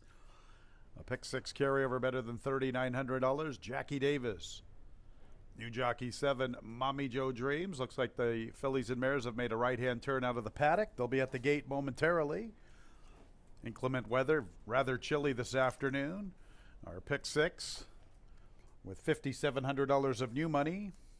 6374, my top 4 selection. 6 Special Pal has made 3 very solid appearances this season. A second place finish to Mommy Joe Dreams. A good-looking maiden victory, and then turning the tables on Mommy Joe Dreams when both of them were defeated by Paul Barrow's Admire My Crown. I'll make the 6 Special Pal my top selection. 6374 in race 3.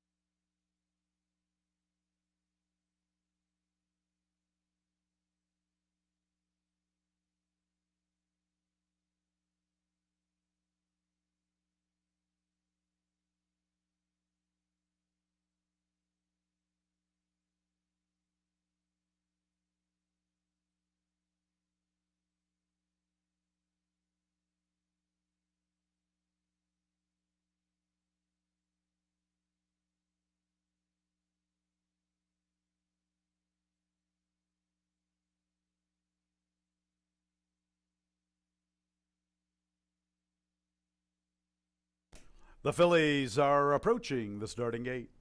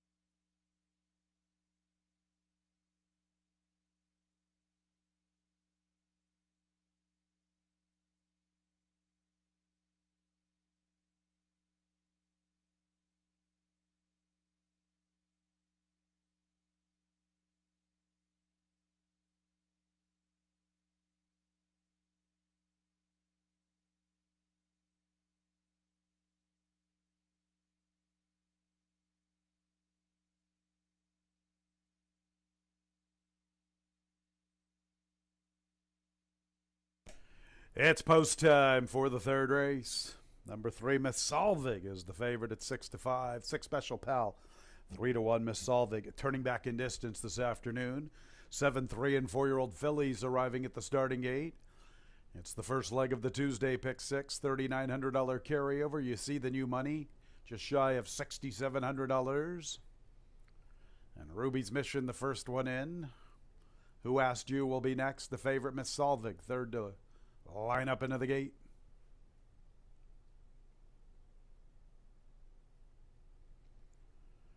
Next will be Highway Harmony.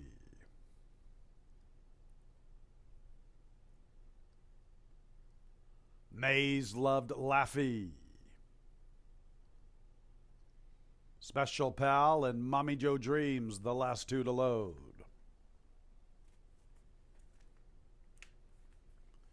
Ready for the fillies, ready for the Tuesday pick 6.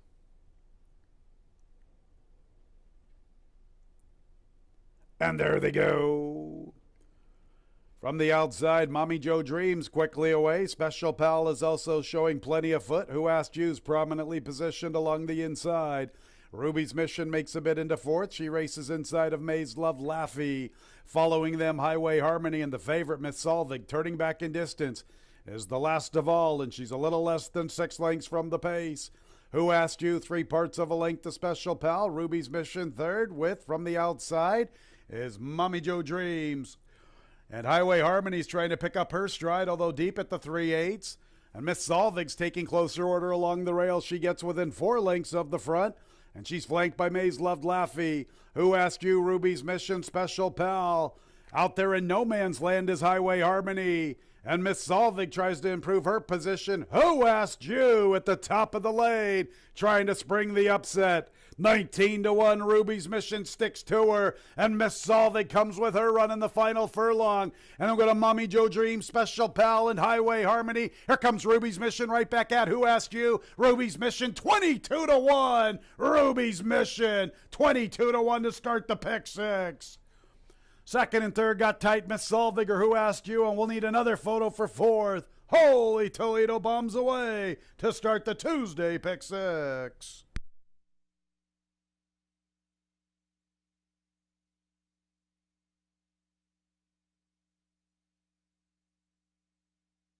$112 and 23 100ths. Big time race between Ruby's Mission and Who Asked You.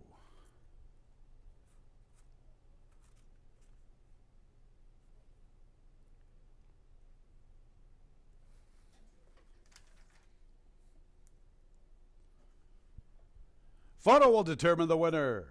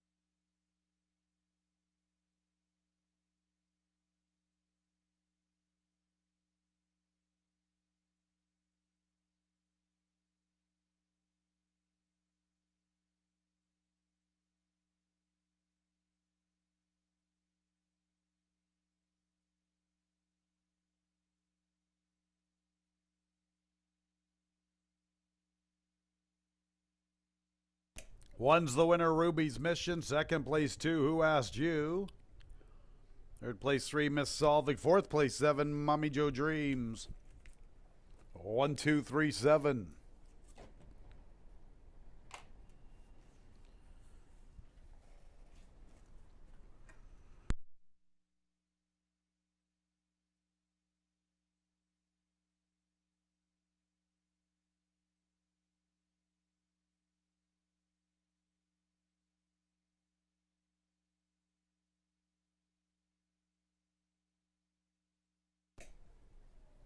Light bulb went off for Ruby's Mission when she graduated on the 24th of October. The light bulb went on. Ruby's Mission, 3-year-old Gray-Owned filly by Mission Impossible out of the dam, ready for Ruby's.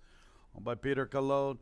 Winning trainer Ricky Schaefer. Winning jockey Michael DeVilla Jr. Winner was bred in New York by her owner along with the Davy Bloodstock LLC. Race 3 is official. 1, 2, 3, 7. Big double, 6-1, $329. A 1-2 exacta, $327.50. The trifecta, 1, 2, 3, $306. The 10-cent super, 1, 2, 3, 7, $543.10. Our fourth race is clear of change. A double into pick 3. Race 4 in about 20 minutes at 1:42.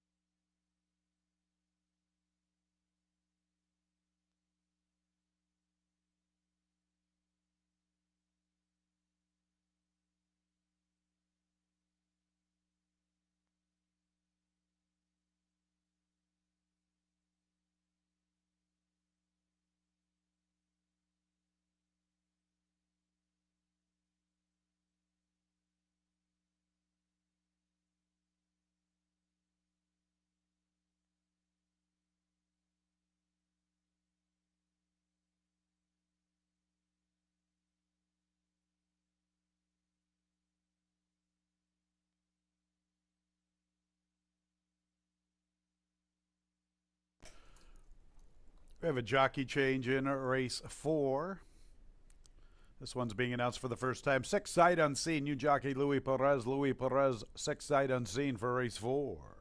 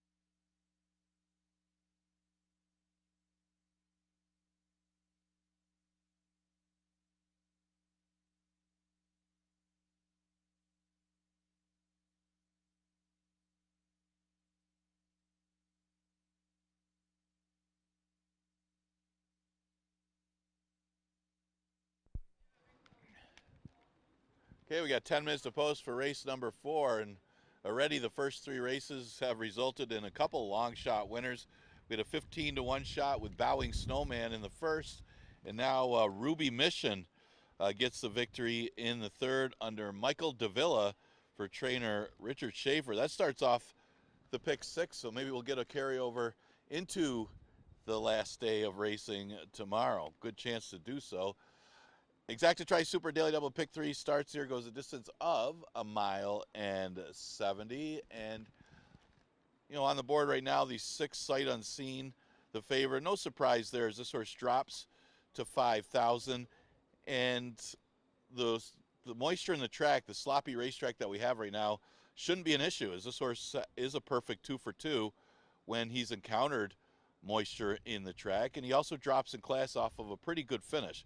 Just no match for the winner, who was a pretty good one. And still kind of chasing and fading that one. Not a bad effort at all for Sight Unseen. So he drops off of a good effort to 5,000.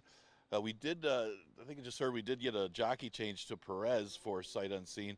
But he's the outside speed of this race along with Ringgood, and would expect him to have a big chance to win this one, as he just simply has faced tougher competition. And again, the off track shouldn't be a hindrance for the chances of Sight Unseen, and he's right now at 8-5.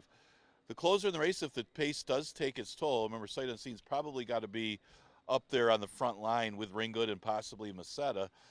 You would think that this Cat Can Fly is going to have some pace to chase, as he was far back last time, as the pace really didn't back up enough for where he was. They did go 50 to the half in that race. He's okay on an off track. He's hit the board 2/3 of the time, only the one win on an off track, but he's been a consistent horse over the last few years, including a stakes victory. So he's back in for 5,000. Got to be considered, but he's got to hope for that pace to really develop up front for him to give something to run at, and he could be a strong player late. Mentioned Masetta. Masetta comes out of that Maddie's Express race. That Maddie's Express went slow up front, clear up front, and just was gone. And he was best of the rest, running second ahead of Parade Field in that race. That was after dropping from the one Stapler. And his prior start for 5,000 was a victory. Granted, he had a slow pace and it was an easier field. So a little tougher today for Masetta, but he should be in position early, up close with Sight Unseen and Ringgood. And certainly with his numbers, he should be right there at the end as long as he handles the moisture in the track. Mentioned the 4 Ringgood, he's probably the inside speed stretching out to the route. That is, if he does decide to be aggressive early. Overall, he's pretty good on an off track when you look at his overall record, because 2 of his 3 career wins were on and off track, and this year he did face tougher and just overmatched in the one Stapler at a lot of those races. So he's been realistically placed the last few starts. That was a sprint race last time, and that was a trainer's race, so that's probably why he entered that sprint, as it was for trainers who did not have 2 wins this meet, and the sprint really not his thing, but at least the easier competition was there for Ringgood. But he stretches back out, and for 5,000 with the off track, maybe he can hang around for his share as long as he isn't involved in too fast of a pace early. He's a big price in here at odds of 13-1. Well, that shouldn't be a problem as far as the pace. I mean, you look at the rest of this field. The 1 is a girl against the boys. Big Bad Bud pulled off that big upset last time. This is a much tougher assignment. So you can see Ringgood making it into the Tri or Super, just as he's a little bit better than the rest of them. Exacta Tri Super Daily Double Pick 3 starts in race number 4. You got 6 minutes to post. Fans, we have another jockey change for Kevin Navarro. I believe it's in the 8th race. Yep, let's get to the 8th race. New jockey 5, Gray Invasion, Cabercoa. Race 8, New jockey 5, Gray Invasion, Cabercoa.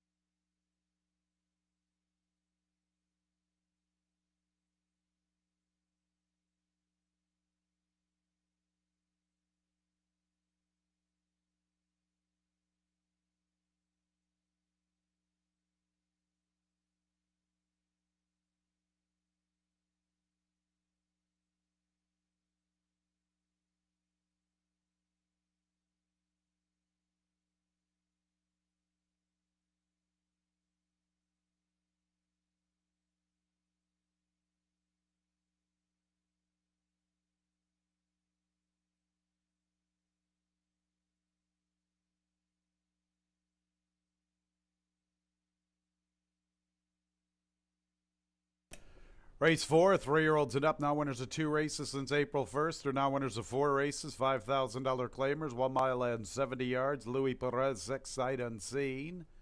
Perez picking up the mount, a double into pick 3, a couple of minutes until post time.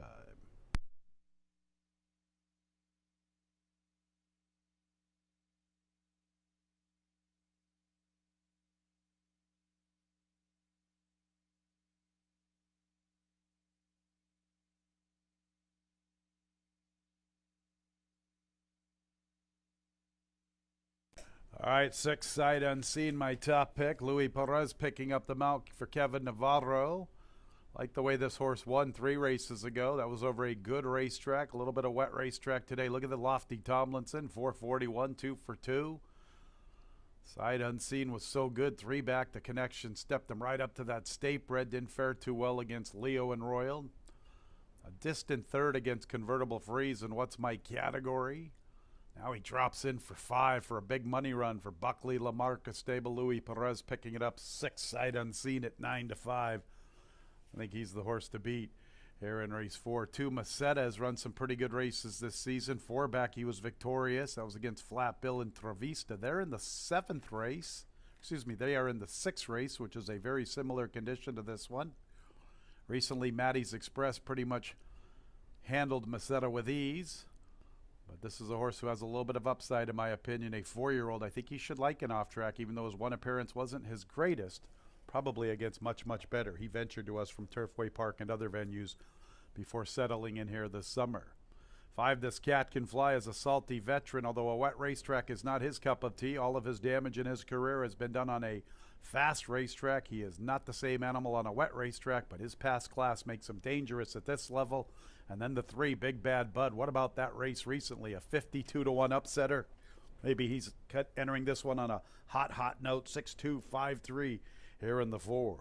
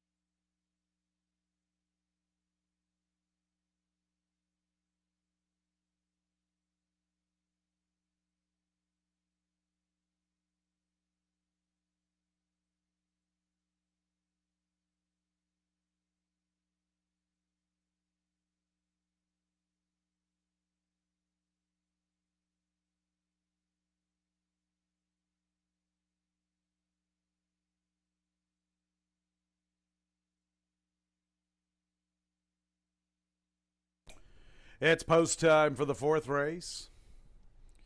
Number 6, Sight Unseen, is the favorite at 7-5.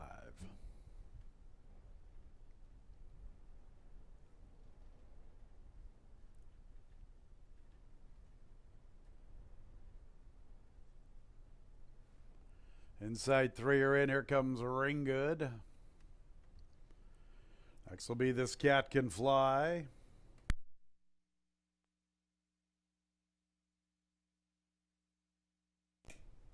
There's Sight Unseen. He's the big favorite. And our boy Cheekham, the last of 7. Ready for action. And there they go. Our boy Cheekham from the far outside with the favorite Sight Unseen. They are showing pace. Big Bad Bud is also right there amongst the leader line. And Maceta wants to join the leaders. Then Ring Good in traffic. And This Cat Can Fly as the early trailer. So they stack up across the track for this top spot. Meseta, also their sight unseen, 3 wide. Big Bad Bud from between runners. Far outside, our boy Cheekham. Ringgoods up close to the action from 5th. And we're going to in traffic. And this Cat Can Fly is the last of all, and he's about 6 lengths from the pace. 24 2/5, and the favorite, Sight Unseen, has his head in front at the 5/8 from Big Bad Bud. Meseta's third from the rail. Then Ringgood and our boy Cheekham with his wide journey. In behind that leading group of 5 races in traffic. And the salty veteran, this Cat Can Fly, is a little less than 7 lengths off the pace. 24 2 that opening quarter, 49 seconds the half. Big Bad Bud and Sight Unseen. Meseta's third from the rail. Our boy Cheekham with his wide journey. Ringgoods in the 5th spot. And after them, races in traffic. Nothing yet from this Cat Can Fly. Sight Unseen and Big Bad Bud. Meseta's vying for third with our boy Cheekham. Our boy Cheekham's into third from the outside, and he's trying to close in steadily, also trying to overcome this wide journey. Sight Unseen's the one to beat at the top of the lane, finally trying to shake clear from Big Bad Bud. Ringgood up the inside, then our boy Cheekham and Meseta. Sight Unseen has scampered clear at the 8th pole. Big Bad Bud's going to try to come back for more, though. Sight Unseen. Big Bad Bud trying to come and get him once again. Sight Unseen and Big Bad Bud. Sight Unseen. Sight Unseen from Big Bad Bud. Ringgood and our boy Cheekham 4th.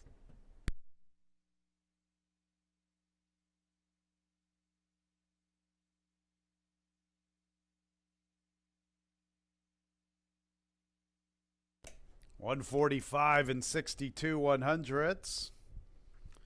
Looked like the 6 was shaking clear of the 3 at the 3/16, but Big Bad Bud still had a little bit of fight to him. Never really gave up. Tried hard all the way to the wire. 6 Sight Unseen just a little bit better, especially for this $5,000. $145 62 100ths the final time. Good effort from the 3, Big Bad Bud. 4 Ringgood checks in third. How about the 7, our boy Cheekham, to complete your superfecta at 29 1. Please hold all tickets.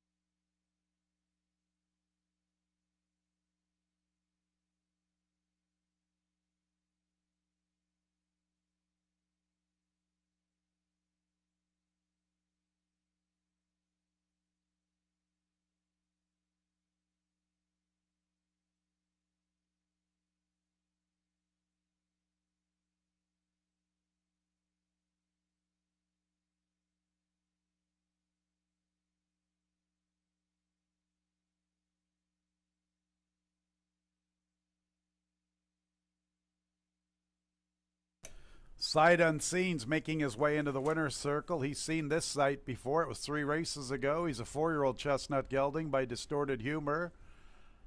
Out of the dam. Good Omen. Owned by Lamarca Stable. Winning trainer John Buckley picking up the mount. The Diamond Man Louis Perez.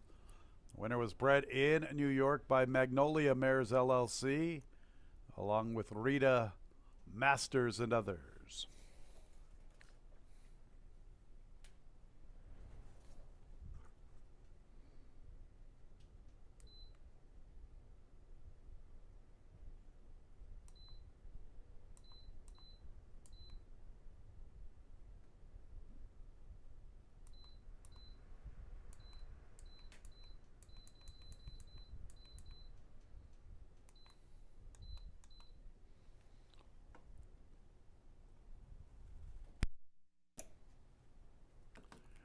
And race 4 is official. The double 1-6, $220.50. 6-3 exacta $39.60. The trifecta $44.25. 10-cent super $67.05. Pick 3 $182.50. That pick 4 $3,839. $3,839.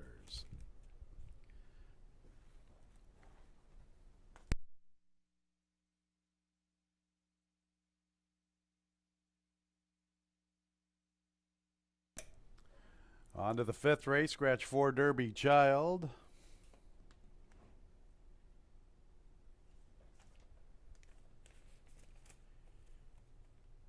For Derby Child out of the 5th, 1 Ella Speed, 4 pounds over the weight. This race will start our pick 5 in the 7th race. 2 and 4 both scratch Bandaloon Queen and Wit Lasting Speed. 8th race scratch the 2 Kierkegaard. Jockey change on the 5 Gray Invasion to Cabercoa. And the nightcap scratch 1 Harrison Nose.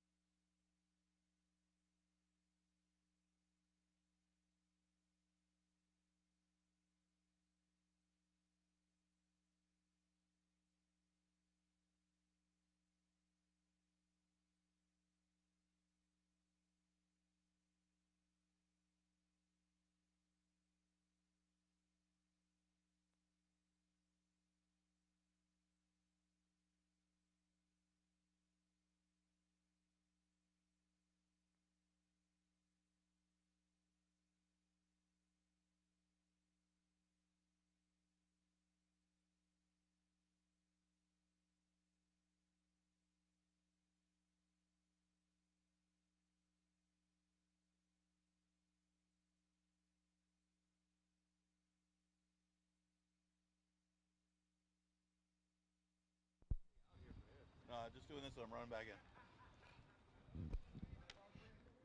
in. Okay, fifth race upcoming as we did get a favorite in the race number 4 after a couple long shots during the first 3 races. Sight unseen, able to get the victory, although did get a little bit of a challenge from Big Bad Bob. Louis Perez picked up that mount for John Buckley, who's been doing well here at the end of the 2023 meet.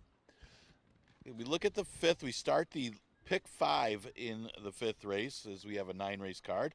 Scratch the 4, Derby Child. It is for 2-year-old maidens going a route of 1.70 miles.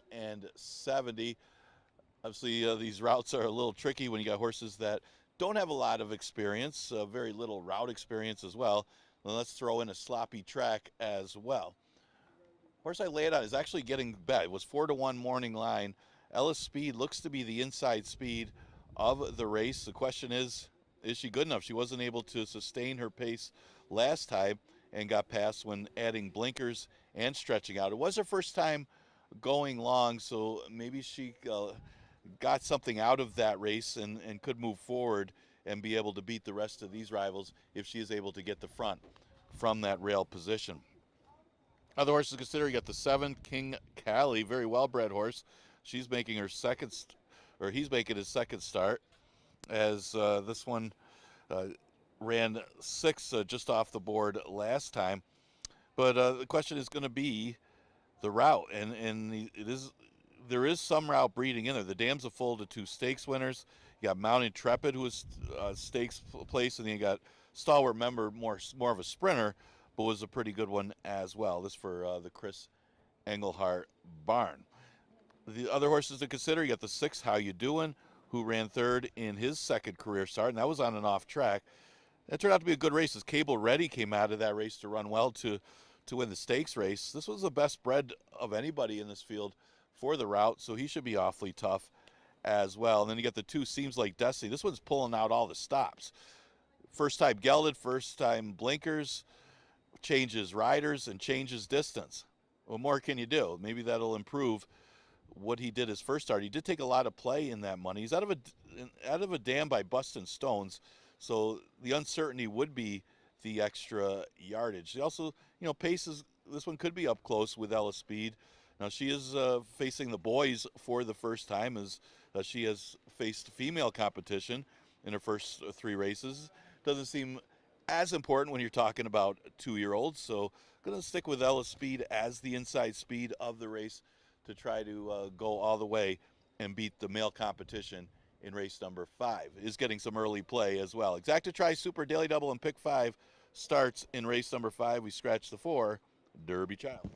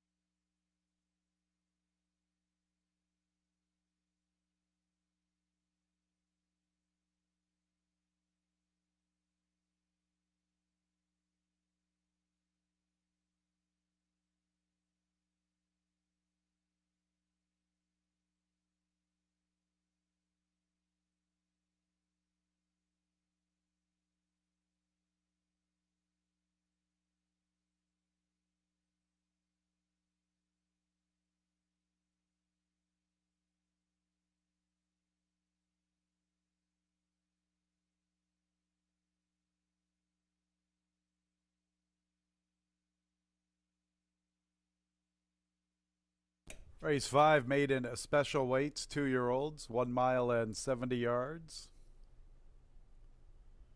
Scratch 4 Derby, Child, the 1 Ella Speed, 4 pounds over the weight. This is the first leg of our Tuesday pick 5. Post time in a couple of minutes.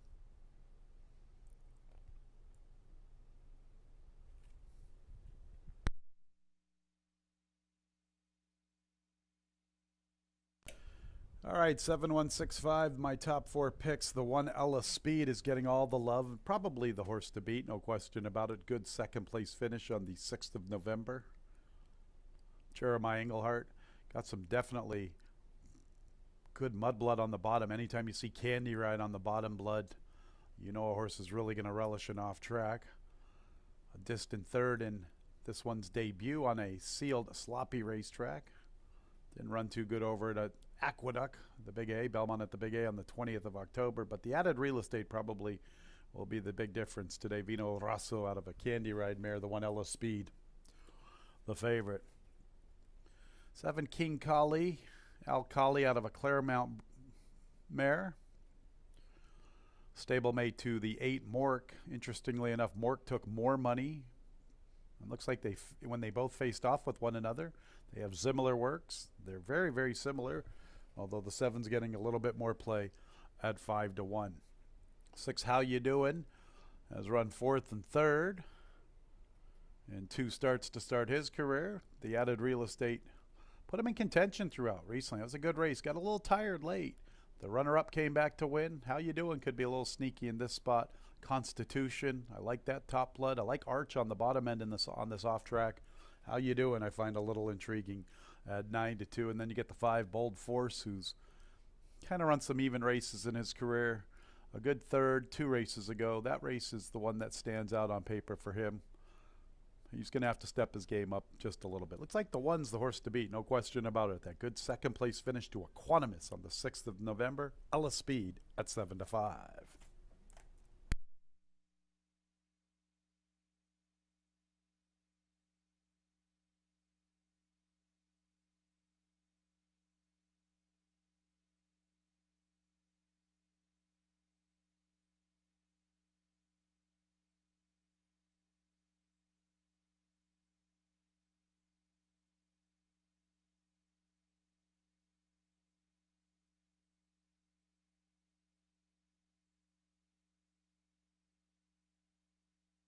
Nearing the gate.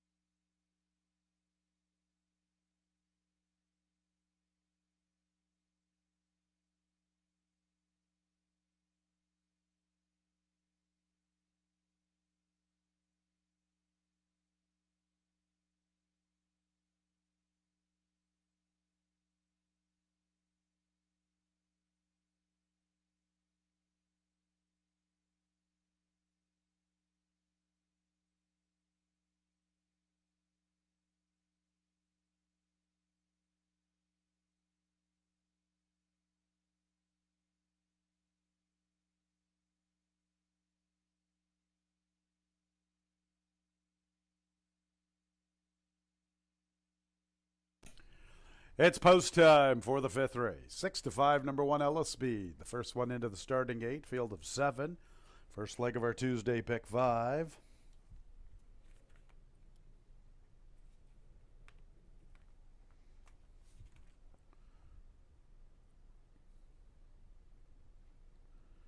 Inside 3 are in, ready to load Bold Force.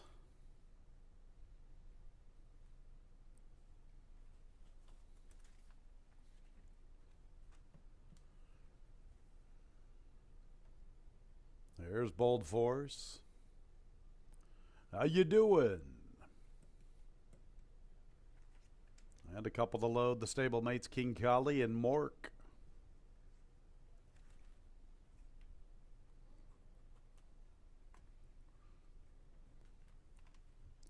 Mork to the outside. Pick 5 time. And there they go.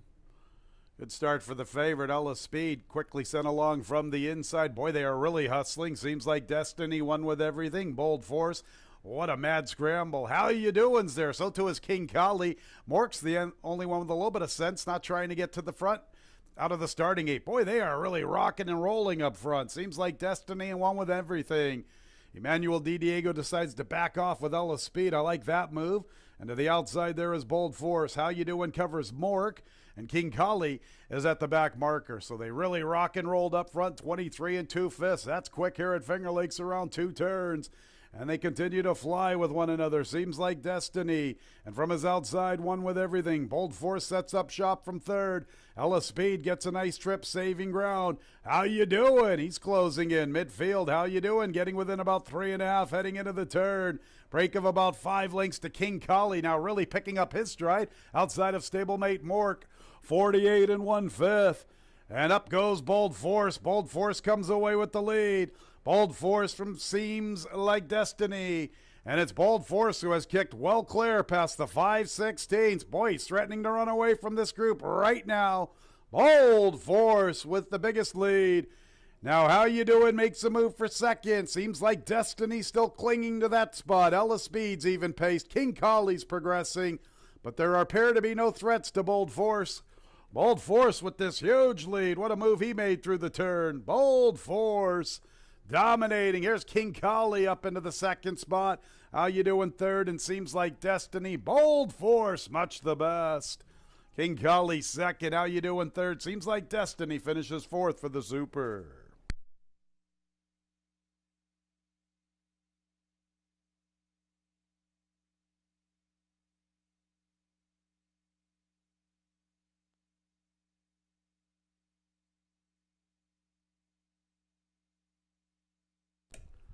Looked like a quarter horse race I used to call back in New Mexico once upon a time when they left the starting gate.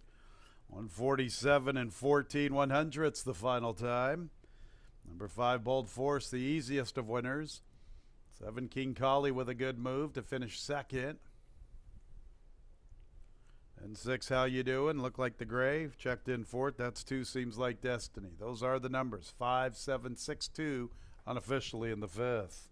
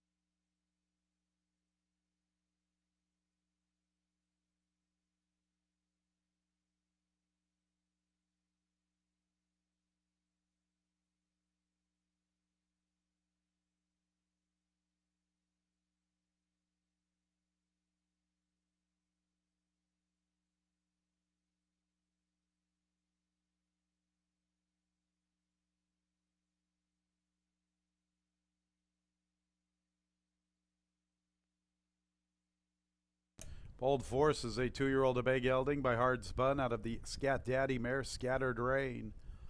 Owned by Paul Braverman and Timothy Pinch. Winning trader is Carl Grusmark. Winning jockey Joel Cruz. Old Force, the lone Kentucky bred by Sierra Farm.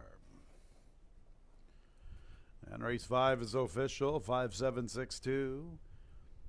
A double 6-5, $33.40. A 5-7 exacta, $57.50. 5-7-6 trifecta, $56.37. A 10-cent super, 5-7-6-2, $70.45. And the pick 3, 165, $349. That's a big pick 3. First 3 legs of the pick 6. Race 6 starts the late pick 4 to Uncle Milty, 1 pound over the weight, 19 minutes away. Scratches in the sequence, 7th race 2 and 4, both out, Bandaloo Queen and With Lasting Speed. In race 8, scratch the 2 Kierkegaard. A jockey change 5 Gray Invasion to K Berkoa. And in the 9th and final, scratch 1 Harrison Knows. 2:38 is the post time for race 6, starting our late pick 4. Fans, you want to be part of our Finger Lakes bonus bets.com. I know the end of the season is just around the corner, just 24 hours away, but sign up anyway because we have good incentives, especially with the start of Tampa Bay Downs. I know a lot of Finger Lakes fans like to watch and wager on the action from Tampa. And beginning in December, you can earn 5% rewards from Tampa Bay Downs. No show wagers part of that refund. You must wager $1,500 a month. That's fingerlakesbonusbets.com. fingerlakesbonusbets.com. You know, we pay out different percentages from around the country. 5% this season at Tampa. That's pretty cool. New customers deposit and wager $100, receive a $50 sign-up bonus. If you're not a member, sign up today. fingerlakesbonusbets.com.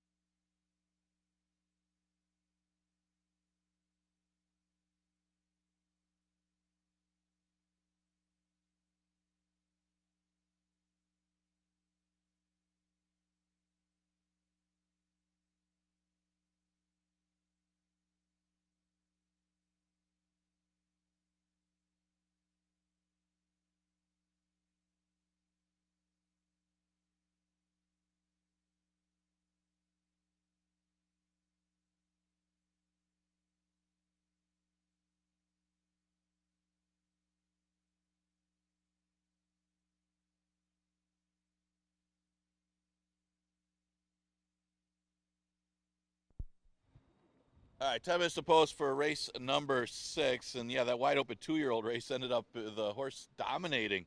Bold Force able to sit a trip and get the win. They went quick early for 2-year-olds.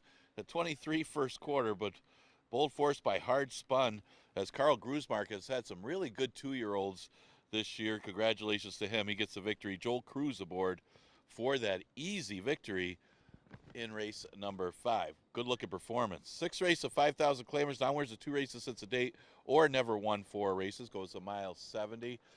And you know Honorable Avenue, always second, never a winner. Maybe today's the day for Honorable Avenue as he drops all the way to the bottom facing these $5,000 claimers. Well, he had a little trouble at the start last time, and he never really got into the race. And that was big for a horse that likes to be involved in the early stages of these route races. Big difference now going at this level. If Honorable Avenue runs his race, he doesn't mind an off track, even though he is winless on off tracks. He hits the board 7 out of 12 times. Overall, the horse hits the board a lot and doesn't lose his form when it comes to the wet, because he just doesn't win a lot. That's the issue with Honorable Avenue, with those 14 seconds and 8/3 and still eligible for the 4 lifetime. Maybe today he breaks through as he does face easier competition at the bottom level. The one horse is Runabout, who does look like a big threat in here. He comes out of the same race as a couple that we've already seen today as Masetta just ran. That was the Maddie's Express race, or Maddie's Express. Just kind of got away on the front end in a slow pace and just disposed of everybody. But before that, Runabout dominated himself against an easier field. Obviously well-bred, horse by Oxbow, doesn't mind an off track. He's probably the main threat from the inside. The 5 Easy Shots, the other Jeff Engelhart trainee, and both of these horses look pretty good. As Jeff Engelhart should be listed as the trainer of Runabout, not by photos finished, but Easy Shot is the other Jeff Engelhart trainee who was in that same race as Maddie's Express, kind of the same form as Runabout. Runabout, and he's won by a lot in his previous start against Easier. So did Easy Shot, who just ran away from that field. Now, it was kind of an easy field as Thank You. It was kind of suspect going in there. Didn't run his best race, but he's a player in here under Emmanuel Di Diego. Then you got the 3, a deep closer, Trivista. He's at the mercy of the pace, so he's got to hope for Honorable Avenue and somebody else to kind of hook up, maybe like Sneeds or Blood Moon on the outside for him to put in his late run, because he comes from way out of it. That's why he's got a lot more seconds at first, his running style. But know him late. Trivista maybe to make the super. Exacta Tri, Super Daily Double, and Pick 4 starts in race number 6. You got 7 minutes to post.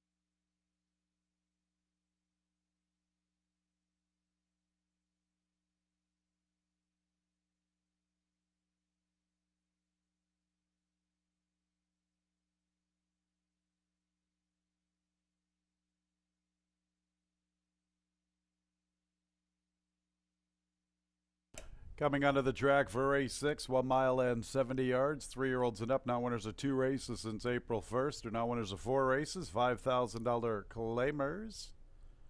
And the 2 Uncle Milty will carry 1 pound over the weight. First leg of our late pick 4. A couple of minutes until post time.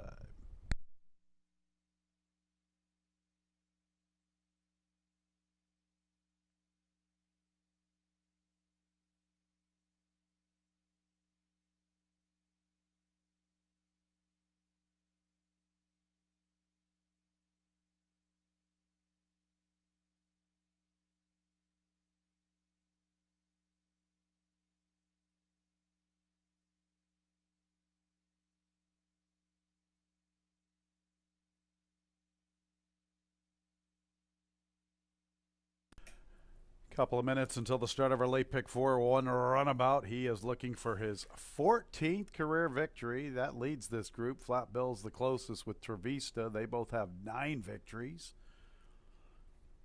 The runabout's done some good work over wet racetracks. Hasn't seen one in quite some time. I liked his victory 2 races ago. Pretty authoritative.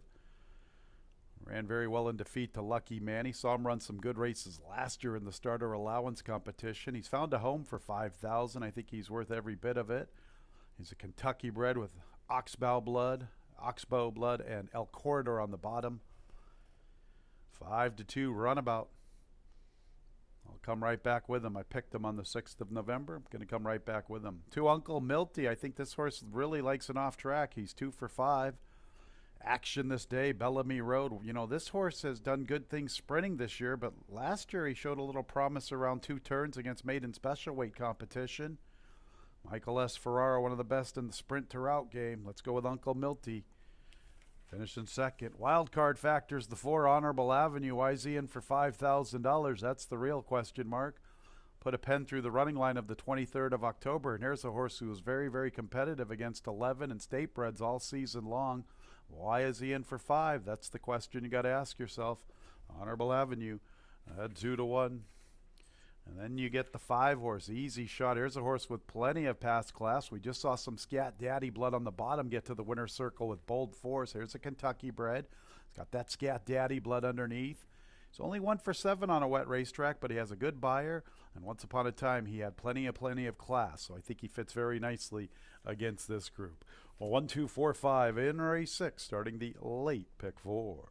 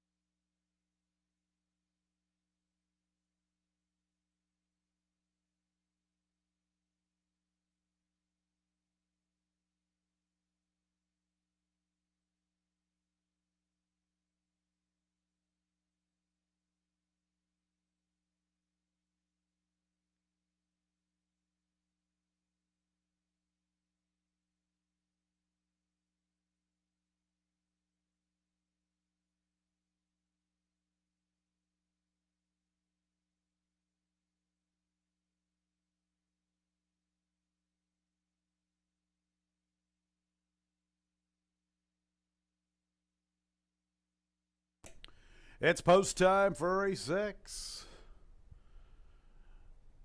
9-5 Honorable Avenue, 2-1 Runabout, 7-2 Uncle Milty.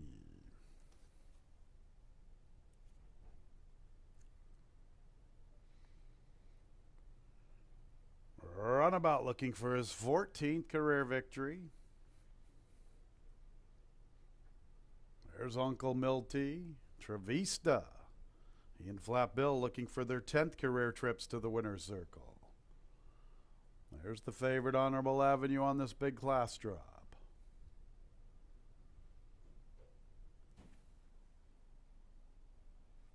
Easy Shot.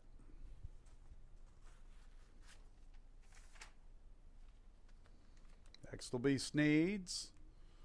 We got Flat Bill and Blood Moon for Marcus Thompson.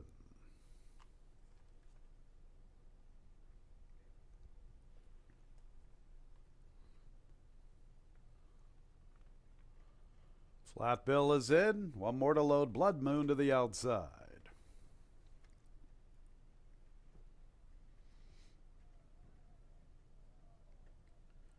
Sneeds is acting up.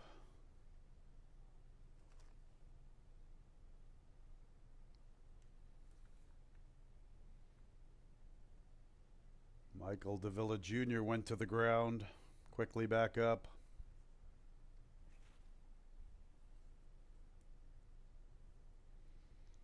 Sneeds being backed out of his respective post.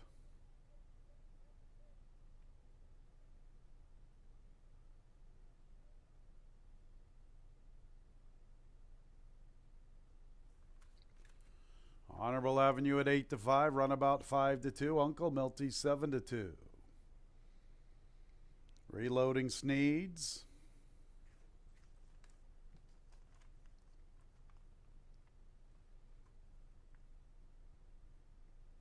Michael Davila Jr. ready to remount. Then Blood Moon will still be the last one to load.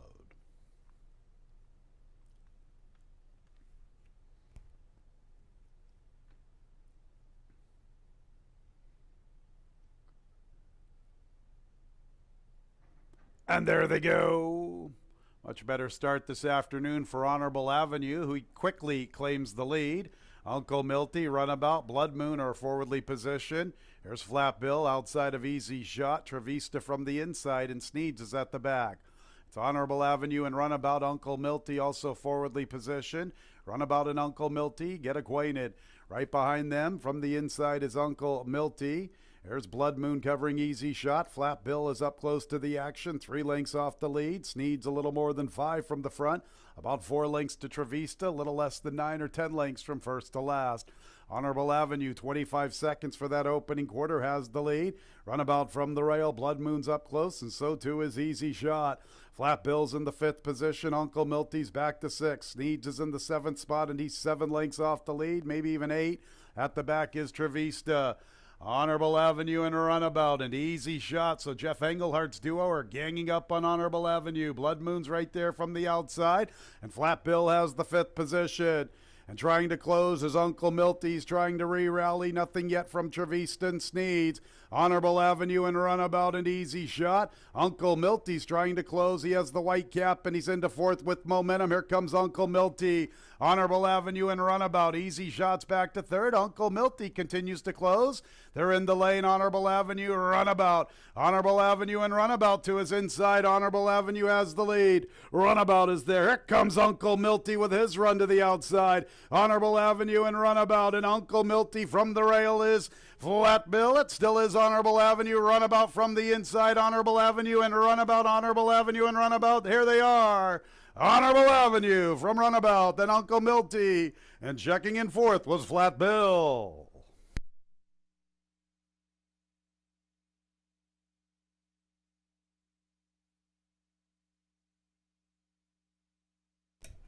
$145 and 95 100ths the final time.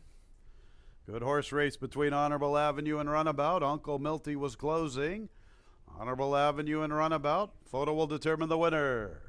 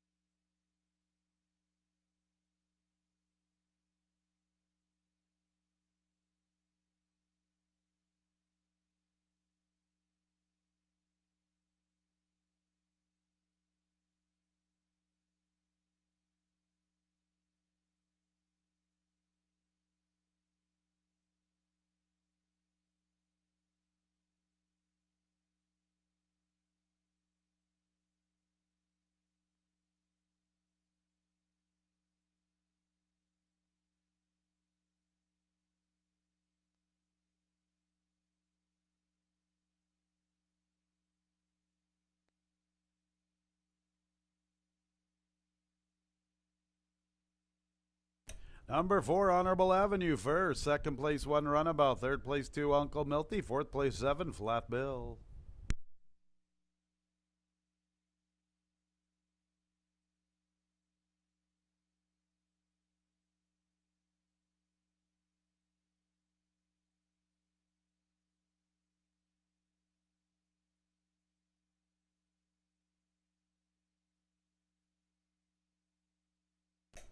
Honorable Avenue. 6-year-old Bay Gelding by Honorable Dylan out of the Dean Avenue, owned and trained by Mark Tasso, winning jockey Caber Koa. Double for Caber, and Caber's on top. Caber with 2 this afternoon, 65 wins this season. Honorable Avenue was bred in New York by Carl Buer. Yep, Bob Jobson texted me. Bob, I've already announced it. Koa's up 1. 145 and 95 100ths. Final running time. Race 6 is official. 4127 the double 5-4, $49.20. A 4-1 exacta, $15.40. 412 trifecta, $10.10. A 10-cent super, $20.77. 4127 the winning combination. The pick 3, 654, $22.75. 7th race, 2 and 4, both scratch. Bandaloo Queen and With Lasting Speed. Our 7th race, 20 minutes away at 3:07.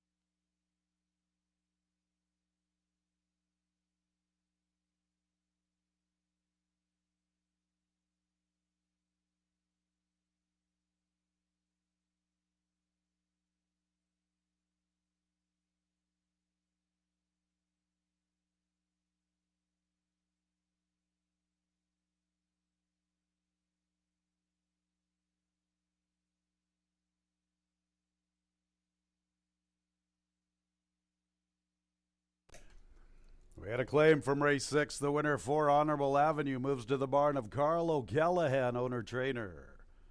Claim from race 6, 4 Honorable Avenue, owner-trainer Carl O'Callahan.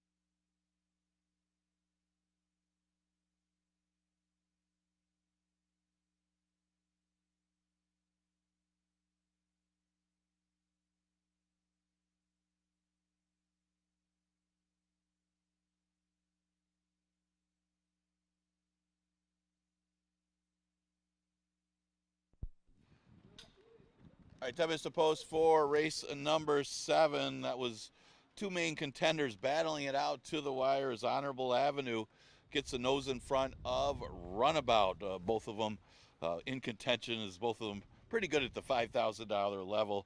But Honorable Avenue gets the victory for Mark Tasso. Kiberkoa actually takes the 1-length lead over Diego in that close jockey race that's going to go right down to the wire. We'll see who wins it tomorrow on closing day. But now Kiberkoa has the upper hand after winning with Honorable Avenue. Fillies and Mares do battle here in a maiden race, 7th race, 5.5 furlongs, 3 races to go on this Tuesday card. And we do scratch the 2, Bandaloo Queen, and the 4, Wit Lasting Speed. Start out talking about a couple of them on the outside, a couple interesting ones that are new faces here at Finger Lakes. You got the 8, Keep It Sexy at 2-1, and then you got the 6, Happy Smile, well-bred horse, making the first start since December of last year, almost a year for Happy Smile. But we'll start with Keep It Sexy, who was a $40,000 weanling, was running against open 40,000s, even open maiden special weights on the turf in New York. I guess it's a question of how this horse handles the dirt and how the horse handles the off dirt today, but she just has faced better competition in her career, and that's the main thing. I mean, the dam is a stakes winner. Ironically, 6 furlongs on the dirt was that the dam won that stakes race. So horses should be good on turf or dirt. This is much easier competition than what she's been facing. As far as being the best bred, it's got to be the 6, Happy Smile. She'll be only making her 2nd career start. Her first start was almost a year ago, and she debuted in the Slop. Showing good works for the return to the races, and goes first-time Lasix, now in the hands of Paul Barrow after being with Charlie Baker. But you see the Serenity Smile on the dam side. Well, that one's put out a lot of good ones. You got Johannesburg Smile, who hit the board in the New York Derby here. They got a bunch of stakes place horses. Tisnow Smile, Bluegrass Cat Smile, list goes on, Wildcat Smile, all stakes place. The list goes on and on. So the big question is, with this horse having such a long time off, but at least the works are good for the return, and is getting plenty of action right now at odds of 3-2. Those look like the main 2 as far as class and breeding, but obviously there's some question marks when it comes to these horses. One has been off a year, the other one's been running primarily on the turf. Other horses consider Scherzer has been unable to make the lead in her 2 starts of Finger Lakes. She's got caught chasing in both of them and ended up fading last time. It wasn't like they went that fast, but she was up close throughout in that race. If neither of these horses that have classier have anything here in their first start at Finger Lakes, Scherzer might be a good long shot to consider using in this race. She's at 7-1. Then there's the first-time starter, the 3, Dale Avenue. Well, we just saw Honorable Avenue wins, and that's the half to Dale Avenue. Honorable Avenue out of Dean Avenue, who ran here at Finger Lakes. So Dale Avenue, maybe that's a big positive, as the other one, the half, just won last race. Could be, maybe a back-to-back for Dean Avenues. Dale Avenue, another one to consider, as the breeds are pretty good. Even with firsters, this one for the son, Ronnie Breed Jr. Exacta Tri Super, Daily Double, and Pick 3 starts in the 7th race. You got about 6 minutes to post. Scratch the 2, Bandaloo Queen, and the 4, Wit Lasting Speed.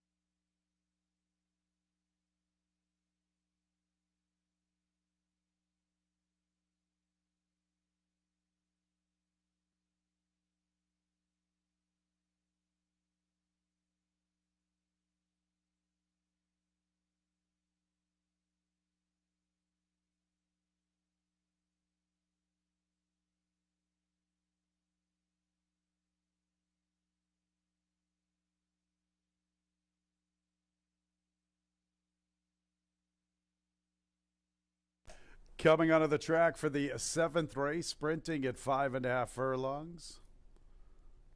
Fillies and mares, 3-year-olds and up, made in special weights, 2 and 4, both scratch. Bandaloo Queen, and with lasting speed, field of 7-6 wagering interest. First leg of our late pick 3, post time in a little more than 2 minutes.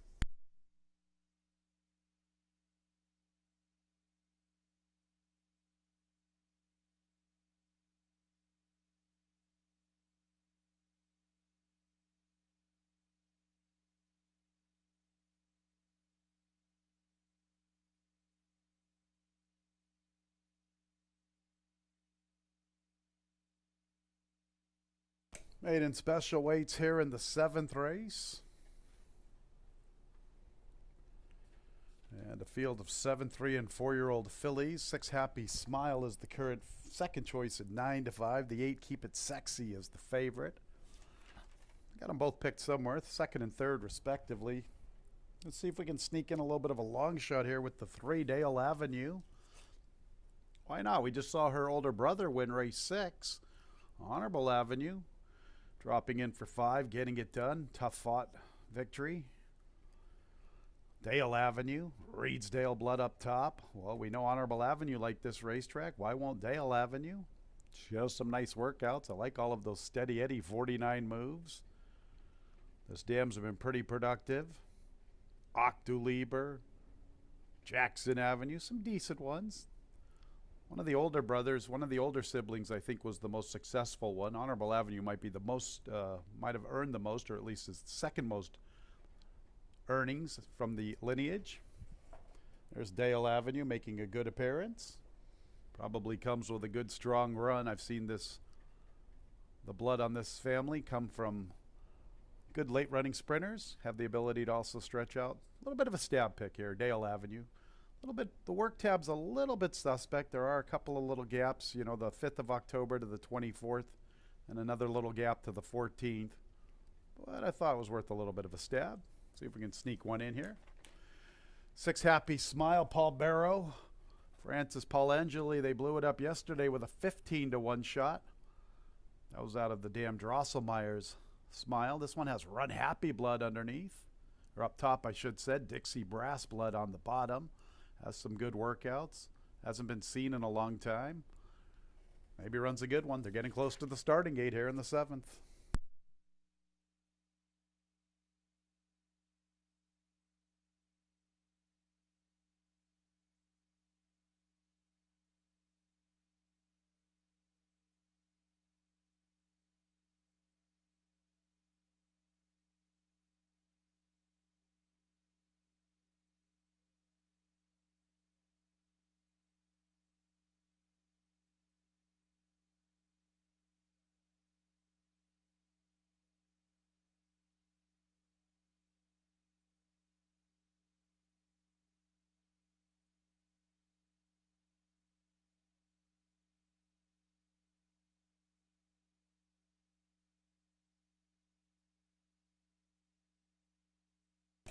It's post time for the 7th race.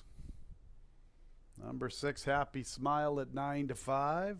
8, Keep It Sexy 2-1. Rachel Sells duo, both Baby Dreams and Sassy Tallahassee, both 5-2.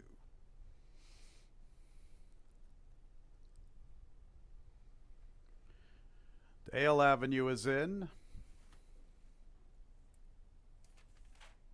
She's the lone debutante. Scherzer joins her.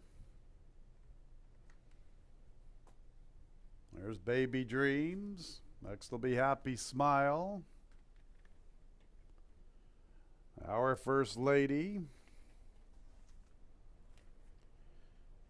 Keep It Sexy and Sassy Tallahassee.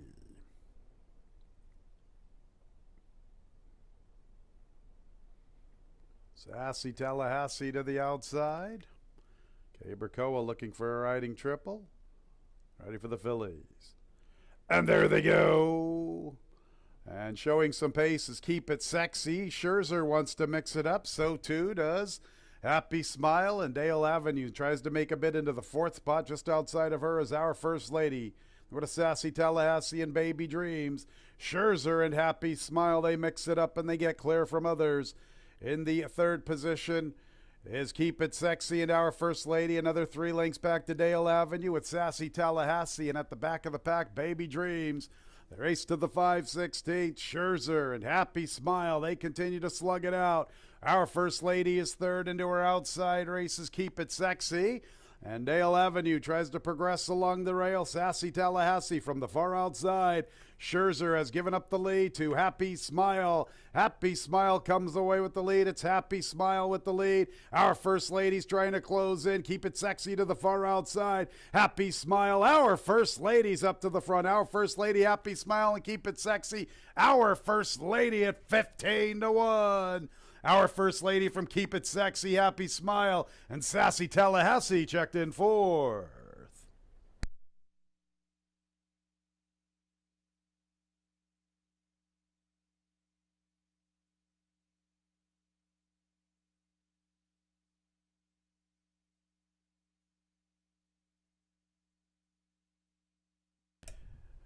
Number 7, Our First Lady. Big run from her at a big price.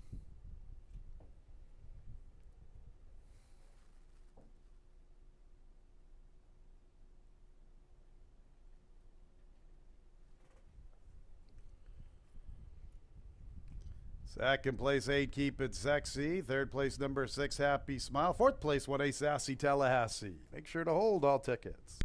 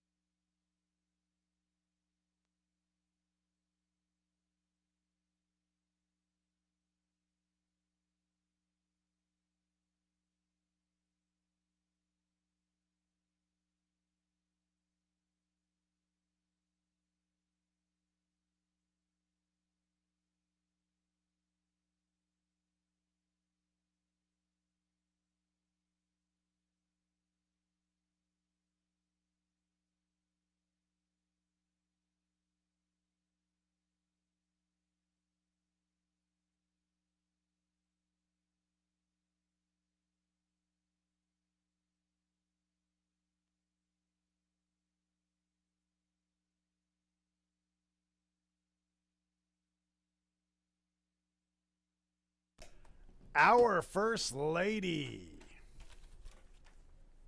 She's run some good ones early on in her career. 3-year-old Greyhound, a filly by Race Day out of the dam, belongs to Dixie, owned by Keith Dickstein.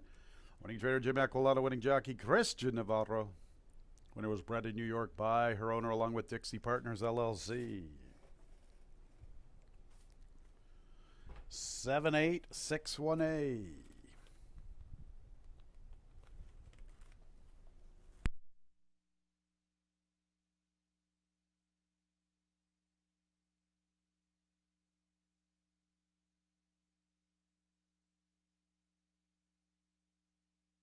And race 7 is official. 7-8-6-1-8, top 4 finishers. The double 4-7, $103. The exacta, 7-8 exacta, $101.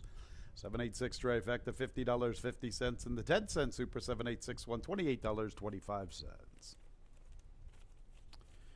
Race 8 is up next. It begins our late daily double scratch number 2, Kierkegaard. 2 Kierkegaard out of the 8th race. Cabercoa, new jockey 5, Gray Invasion. Post time in about 20 minutes at 3:34.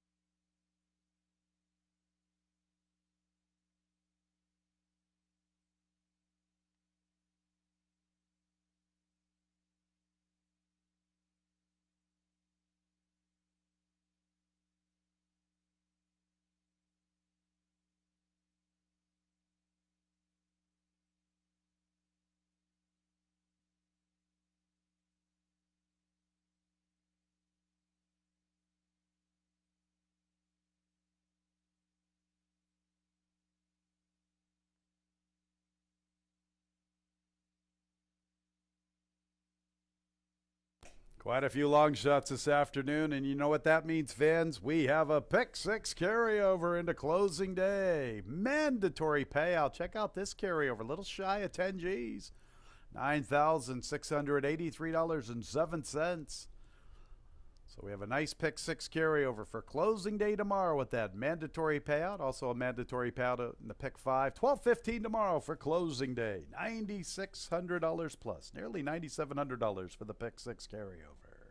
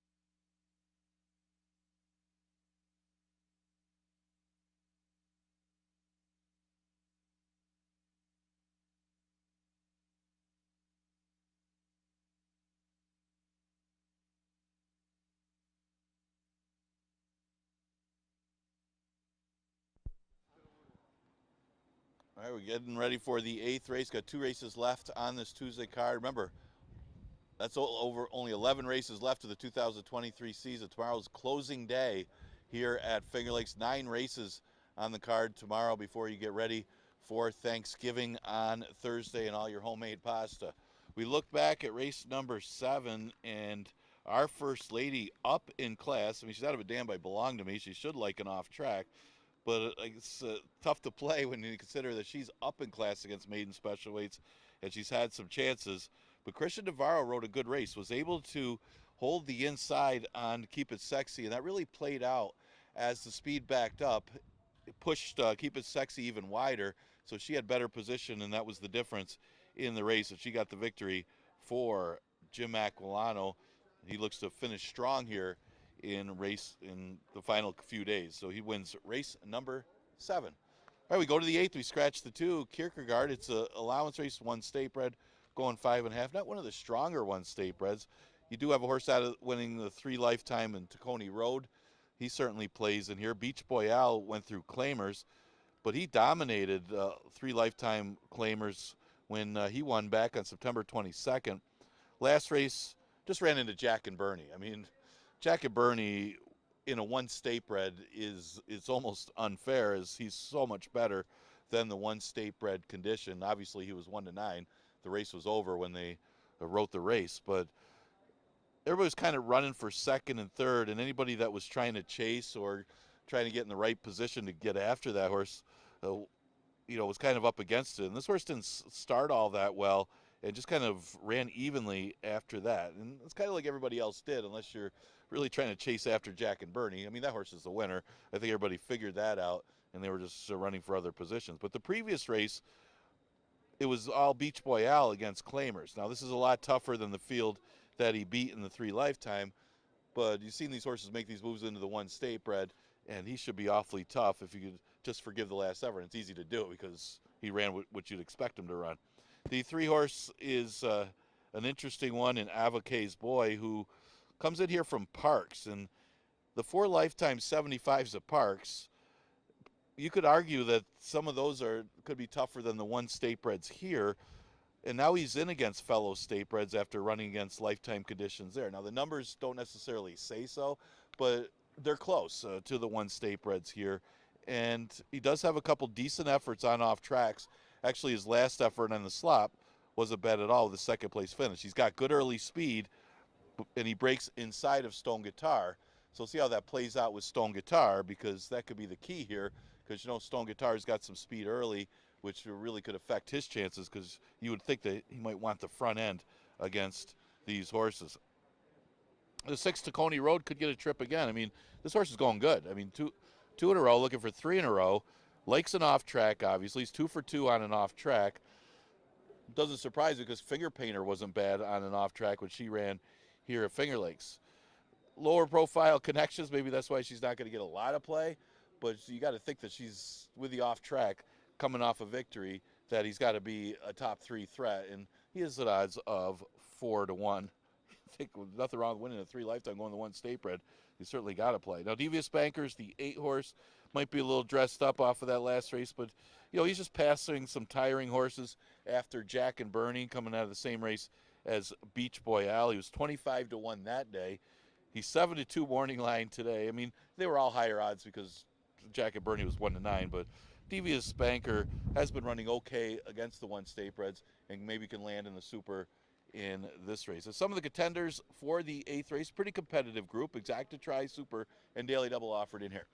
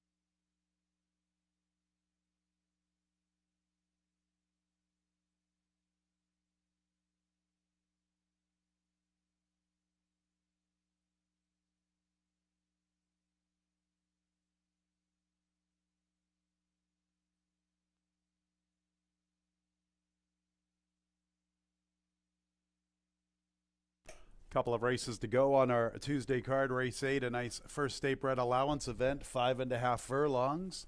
Scratch number 2, Kierkegaard, New York breds, 3-year-olds and up. 2, Kierkegaard has been scratched. Caber Koa on the 5, Gray Invasion, and Caber is looking for 3 on the card. And this 8th race begins the late daily double. Number 7, Beach Boy Al is going to be my top selection. He's currently at 8-5.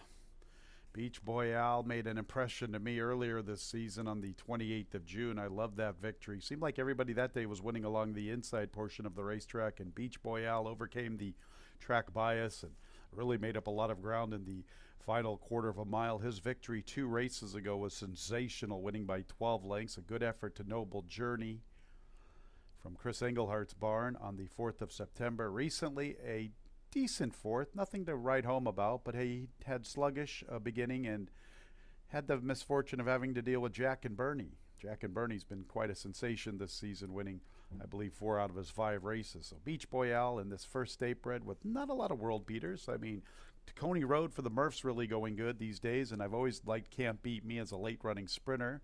You know, Stone Guitar is a pretty nice horse, but he's done most of his damage for 5. I thought Beach Boy Al could be the horse to beat here in race 8, and the public's aboard. He's even money.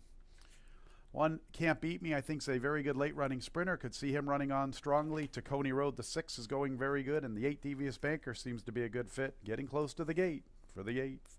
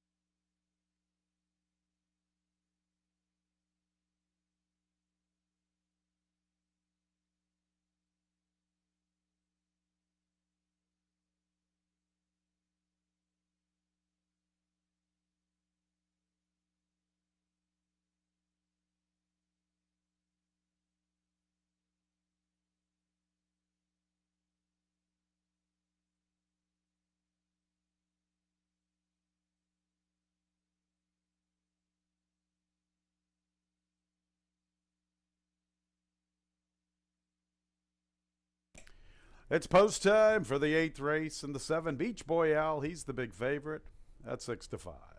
Can't Beat Me is in. Ava K's Boy moves forward. Here's Stone Guitar. Next will be Gray Invasion. Caber Koa, our leading jockey by 1 victory over Emmanuel Di Diego. Koa's looking for 3.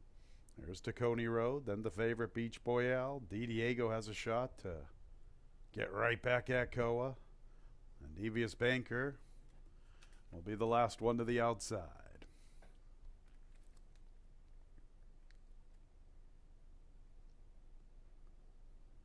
They're all in there.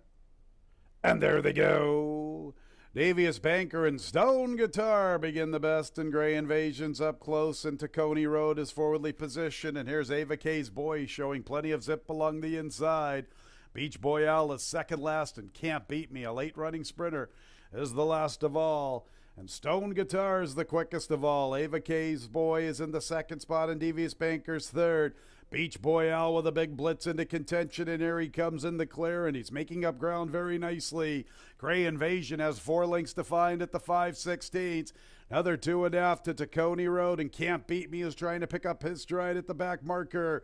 Beach Boy Al has come with this big sweeping move to the far outside, and he's up to the front.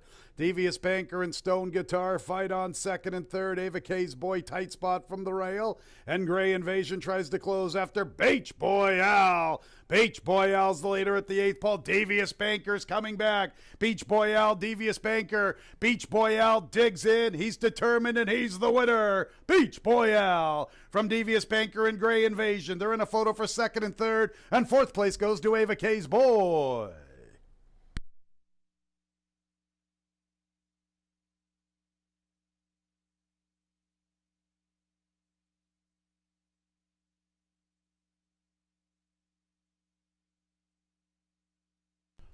One minute 5 and 24 100ths.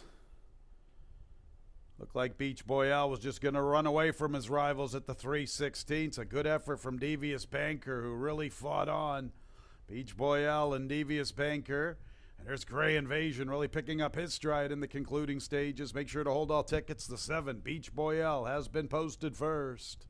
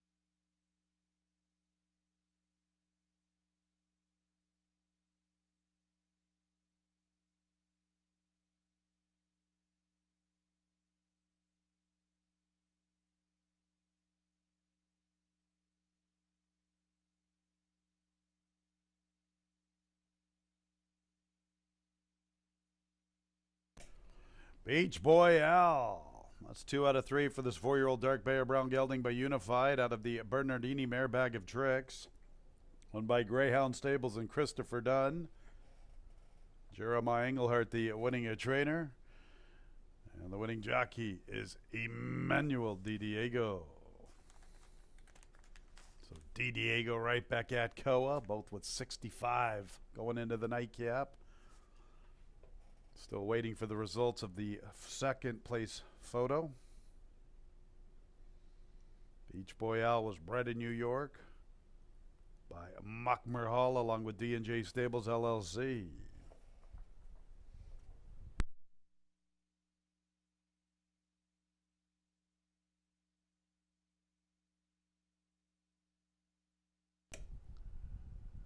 Eight, Devious Banker hangs on for second. Third place, 5, Gray Invasion. Fourth place, 3, Ava K's Boys. 7-8-5-3. 7-8-5-3.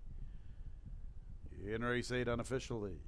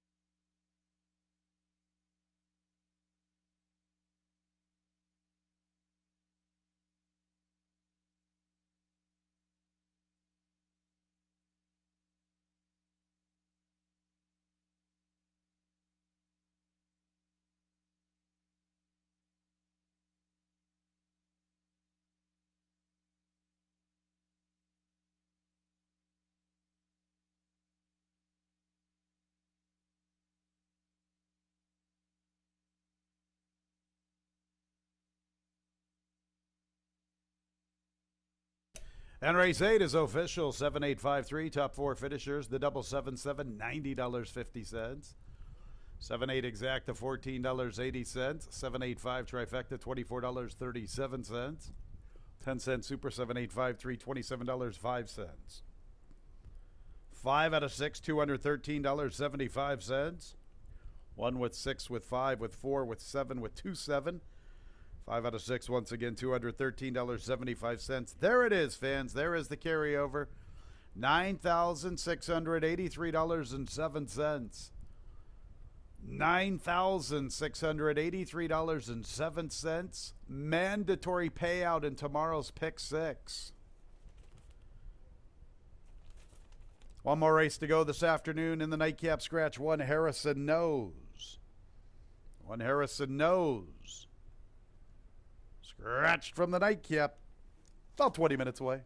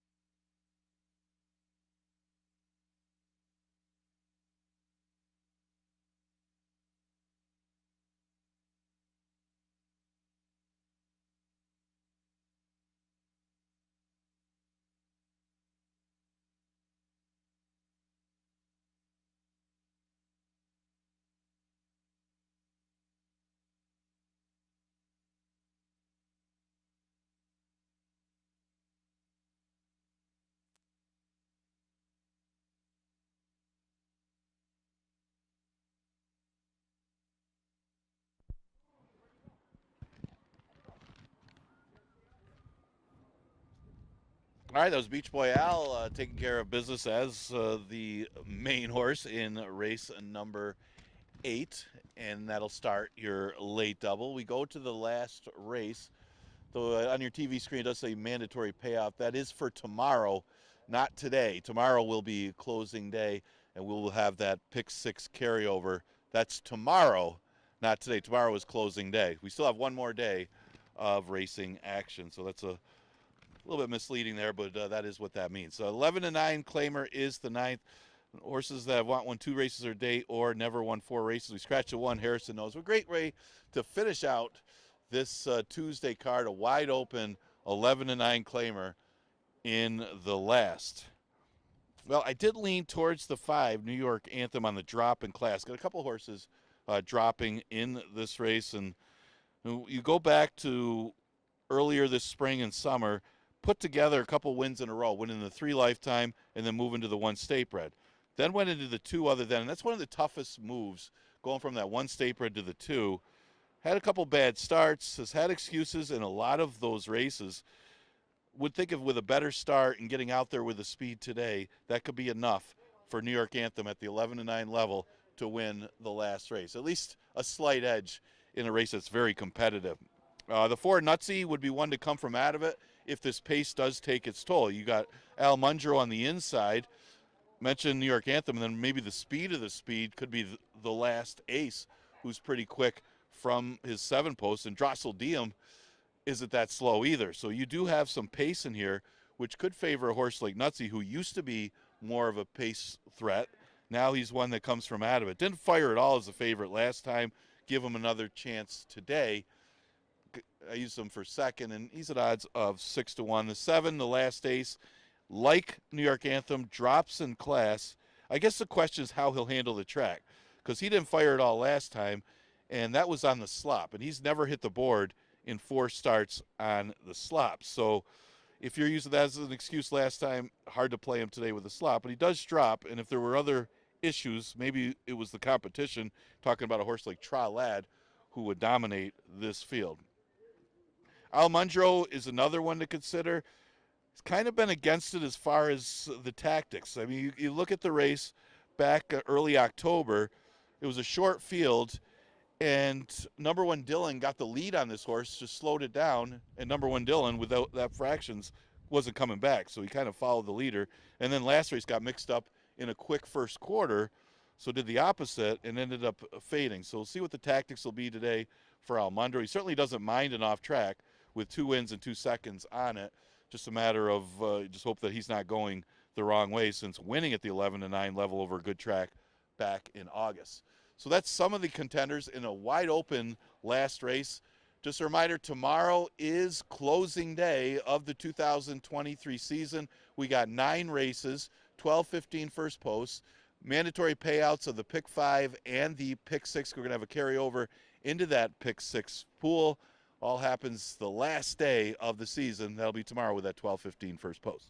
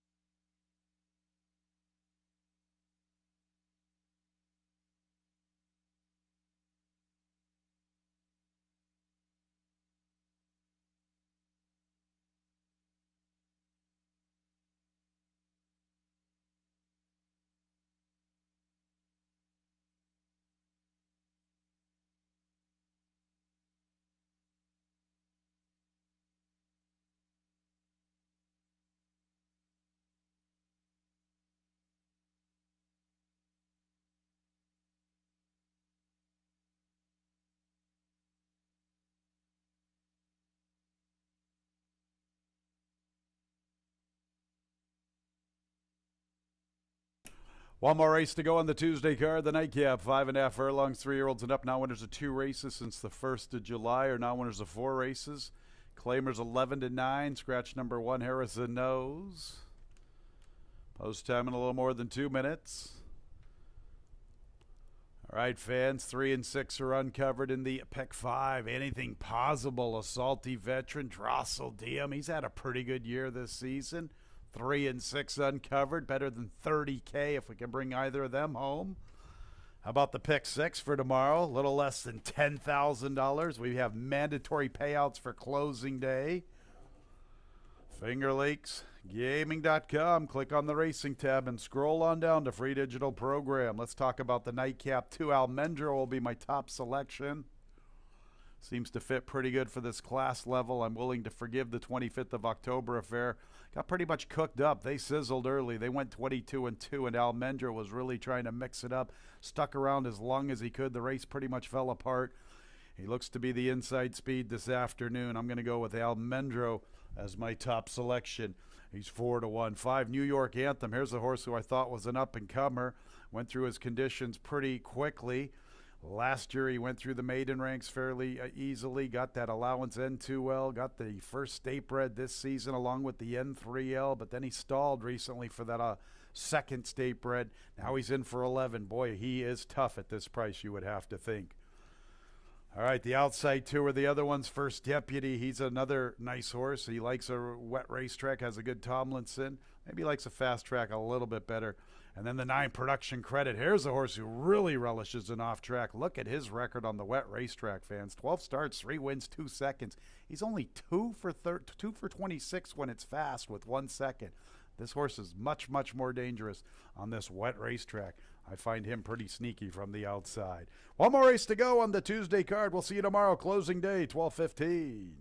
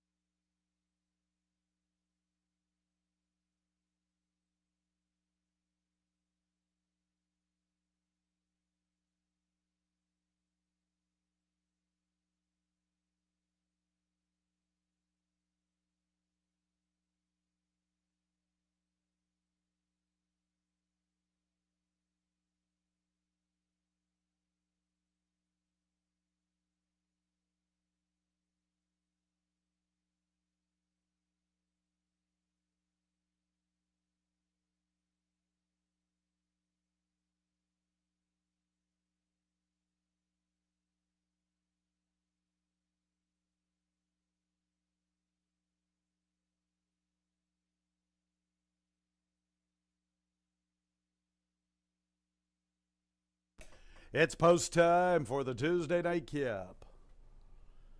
Number 5, New York Anthem, 9-5. The 2, Almendra at 5-2.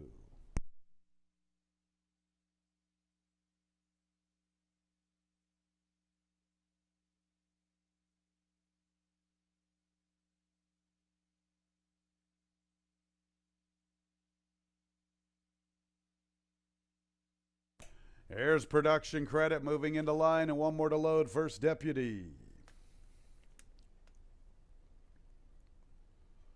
First Deputy to the outside. Ready for the nightcap.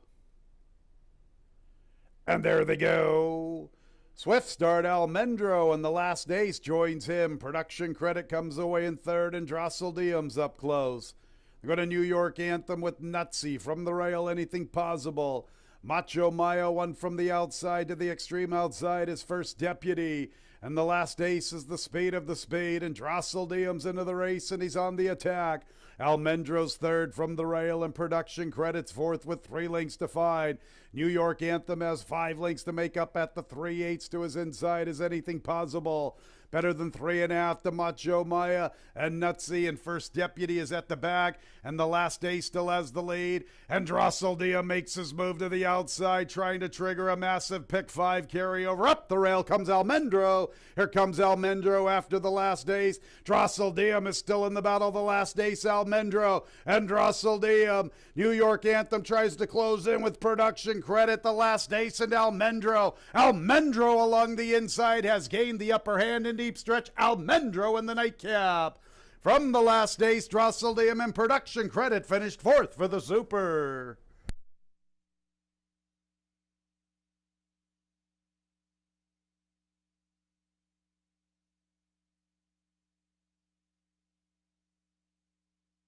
Good horse race in the nightcap. 1 minute 5 and 45 100ths. Almendro for one of the good guys, Stephen Eubink. Hard worker Stephen is. Almendro, a gutty performance here in the nightcap. The Last Ace ran huge. Drosseldium was there. They have been posted top 3. All right, here we go. 276. Photo for the 4th. Hold all tickets.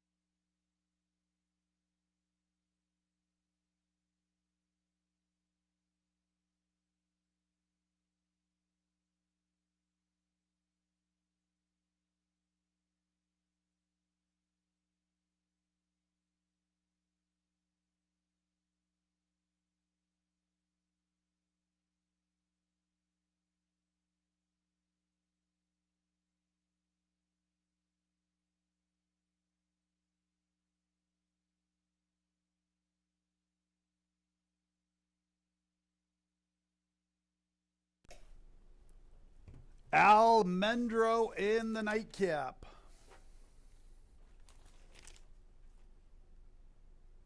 Seven-year-old Bay Gelding by Bustin' Stones. Out of the Damn Roman Renegade, owned by Amapola Racing Corporation. Stephen Eubink is the winning trainer. And the winning jockey, that girl, Jackie Davis.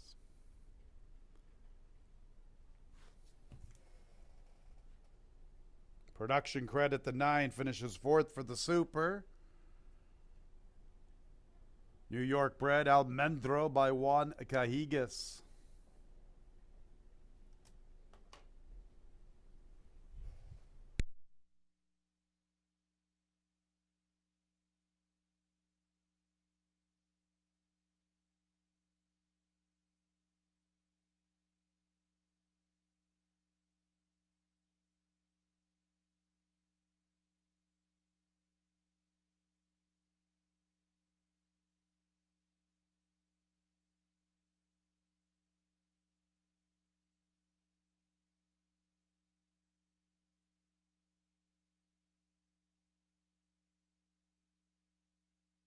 And the nightcap is official.